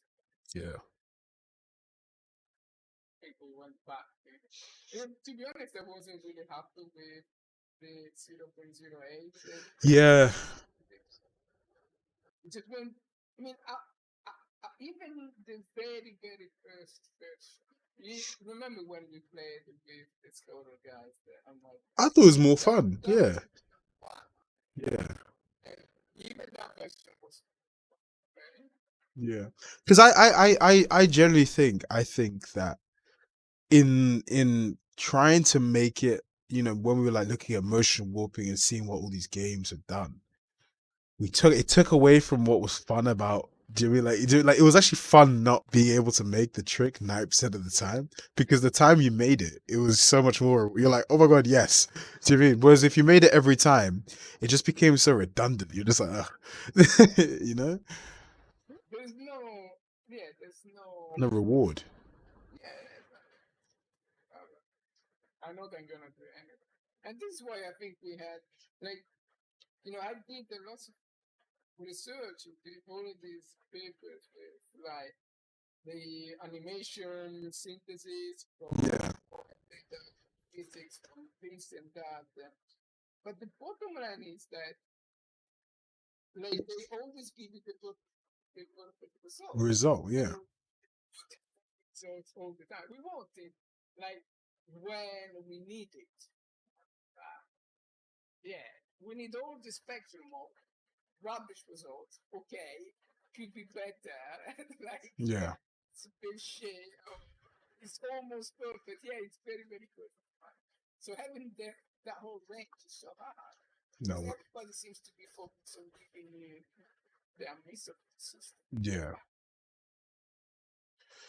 That snap is happening because of a disparity between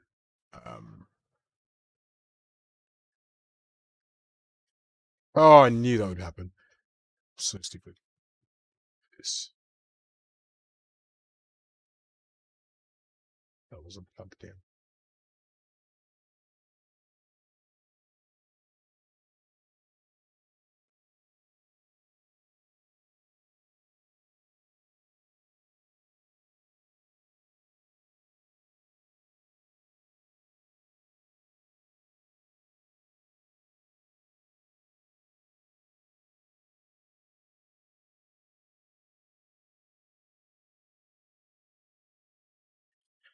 So there's a snap it happened before, and it's basically because of a disparity between the oh, I'm so stupid. I'm so stupid. Of course it's not gonna work, because this needs to be that. You have to take the start and add it onto that. Duh. Oh god, that's so stupid. I infuriate myself sometimes. This is the problem. Like, okay. The next thing I'm doing is sorting out this blueprint. It's just an absolute mess, man. Lines, and it's just an absolute, and that's why, because like so now it worked fine, because basically it was snapping too quickly, because there was yeah, there you go, because there was that disparity between the IK trace and again, I tell you what, that we need to get rid of, because that is that's a discontinuity, and that's a problem waiting to happen, because it's like we're doing a trace to start the blend into hand IK, but the hand IK hasn't decided to start blending because it doesn't have a contact point yet. Whereas we should only blend in once we have a contact point, if that makes sense. Because it's like we're saying, if the trace to be like, oh, you can start hand-eye K is any different from the hand-eye K point as well, the hand-eye K trace, there's going to be a disparity. So really, it's like the trace to when you should start hand-eye K should create your contact point. Then we pass that to it, and then so then we just, and that is so much better because as well, because then we eliminate all this crap. Wait, sorry, where am I? In my that's okay. That's the next thing I want to do, because we eliminate all of this, all these. We just have one variable, and that's the contact point. We get rid of all of this. All of this all goes. We just pass it. We just pass in the we just pass it in the contact point, and that's it. That's all we pass it. We can get rid of all this crap here, so we don't need any of that nonsense. So yeah, that's the next stage. I'm gonna check this in anyway because it is working. Yeah, we're going to actually save that. Yeah, that's what I've done. I've done the control shift S every 2 seconds. Yes, and I think like one of the other main principles is that we need to have a single source of truth.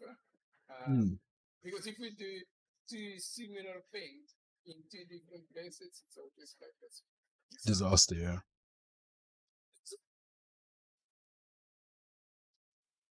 This is where the contact point is, yeah. Oh, okay.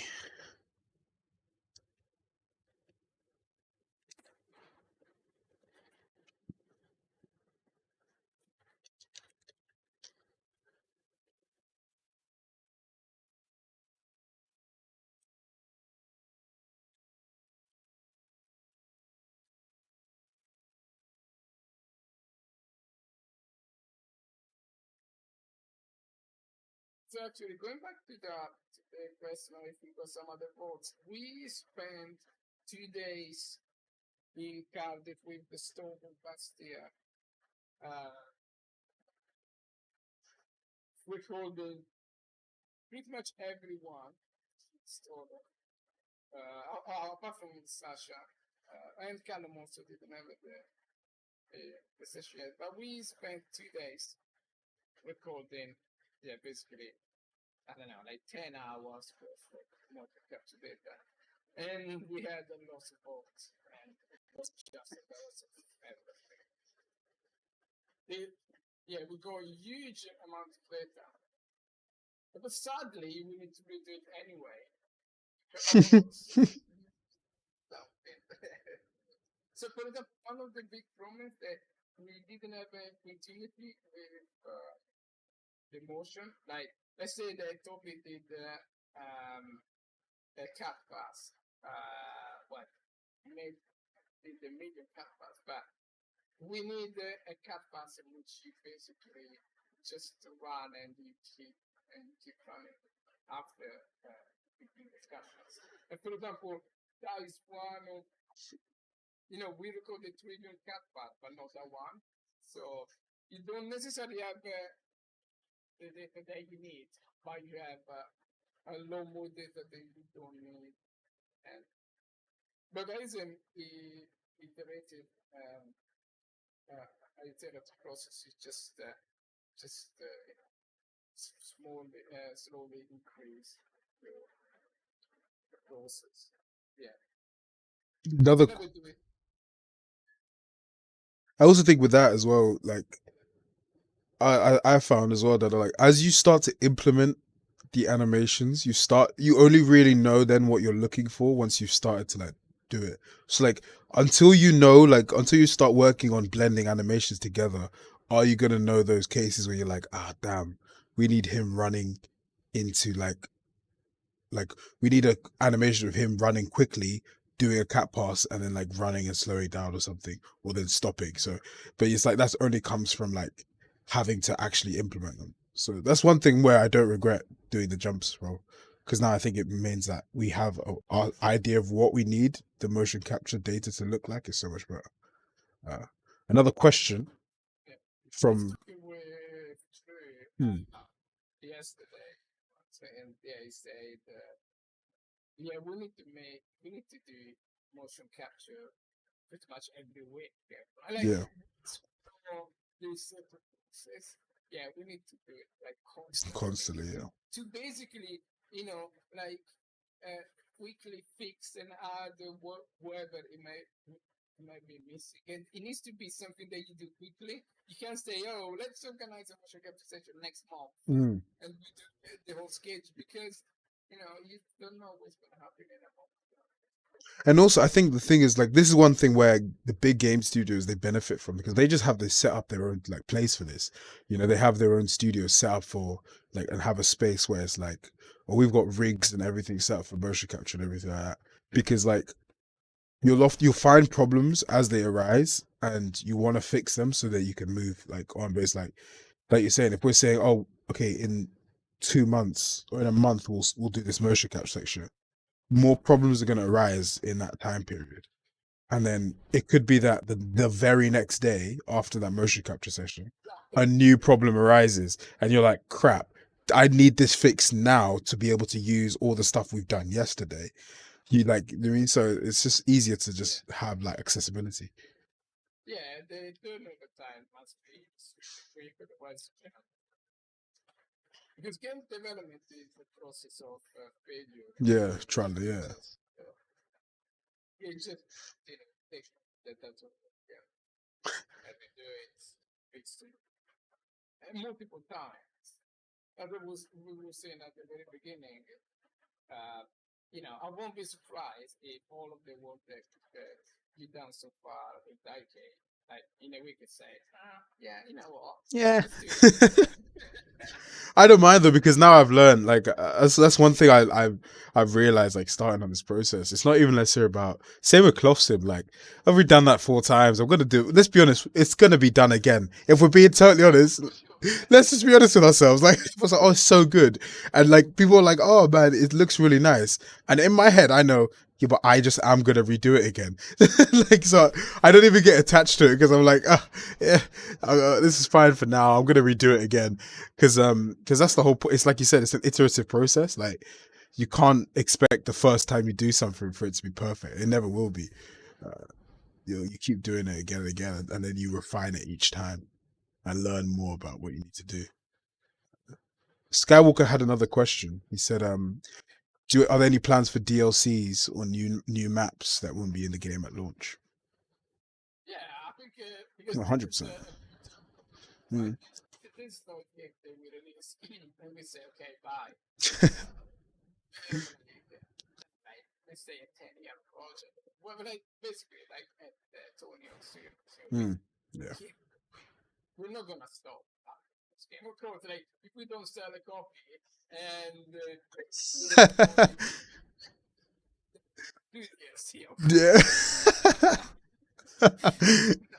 0 copy, like 10 copies sold. Yeah, guys, I don't. You to the 10 players are like, where's the DLC? It's like like hundreds of man hours for 10 people. Like, you plan success.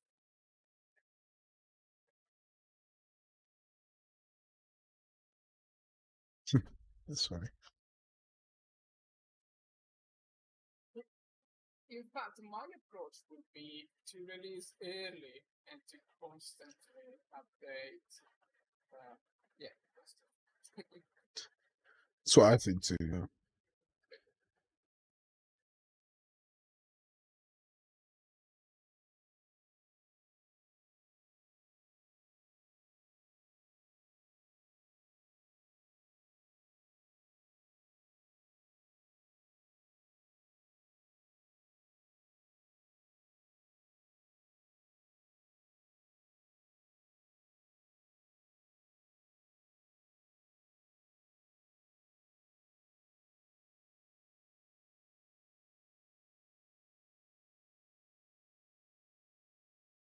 Okay, so there's something in one. Sorry, I was just looking at that error that kept coming up. There's something in one of these control rigs. One of these bone settings isn't simulated between the effector and the thing, so it's having no impact. So I need to just go through that and find out which one that is. I think it might. I think it might even be between the root and the effector. So I just gotta figure that out. But I'll be fine. I think I have an idea anyway. Okay, I'm going to get some food. So it's turned into a 4-hour one, yeah. We'll see. Yeah, quickly, some quick consult. It's like let's break. But I love it. Like I love that because I'm so interested into the why of stuff. Like because and I like it every time. Like because that's one thing I find throughout this process. It's like we'll go to like fix one thing and then we'll just like dive into a whole like it's related, but it's like yeah, it's. But I love it because that's how you learn, man. And I enjoy it a lot. Awesome. Yeah, I know. I love going. Awesome, Nado.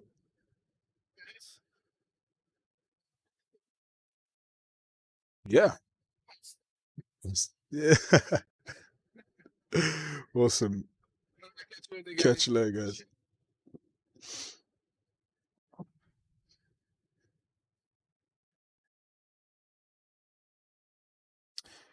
How much of your work is writing code versus it depends. It depends. Majority of it is writing code, but some aspects of Unreal only use blueprints. So like animation blueprint, the animation side uses blueprints only. Um, Obviously you can have montages and stuff that you can call from code, but a lot of the animation blueprint stuff is like I said, the animation blueprint, so it's blueprint exclusive.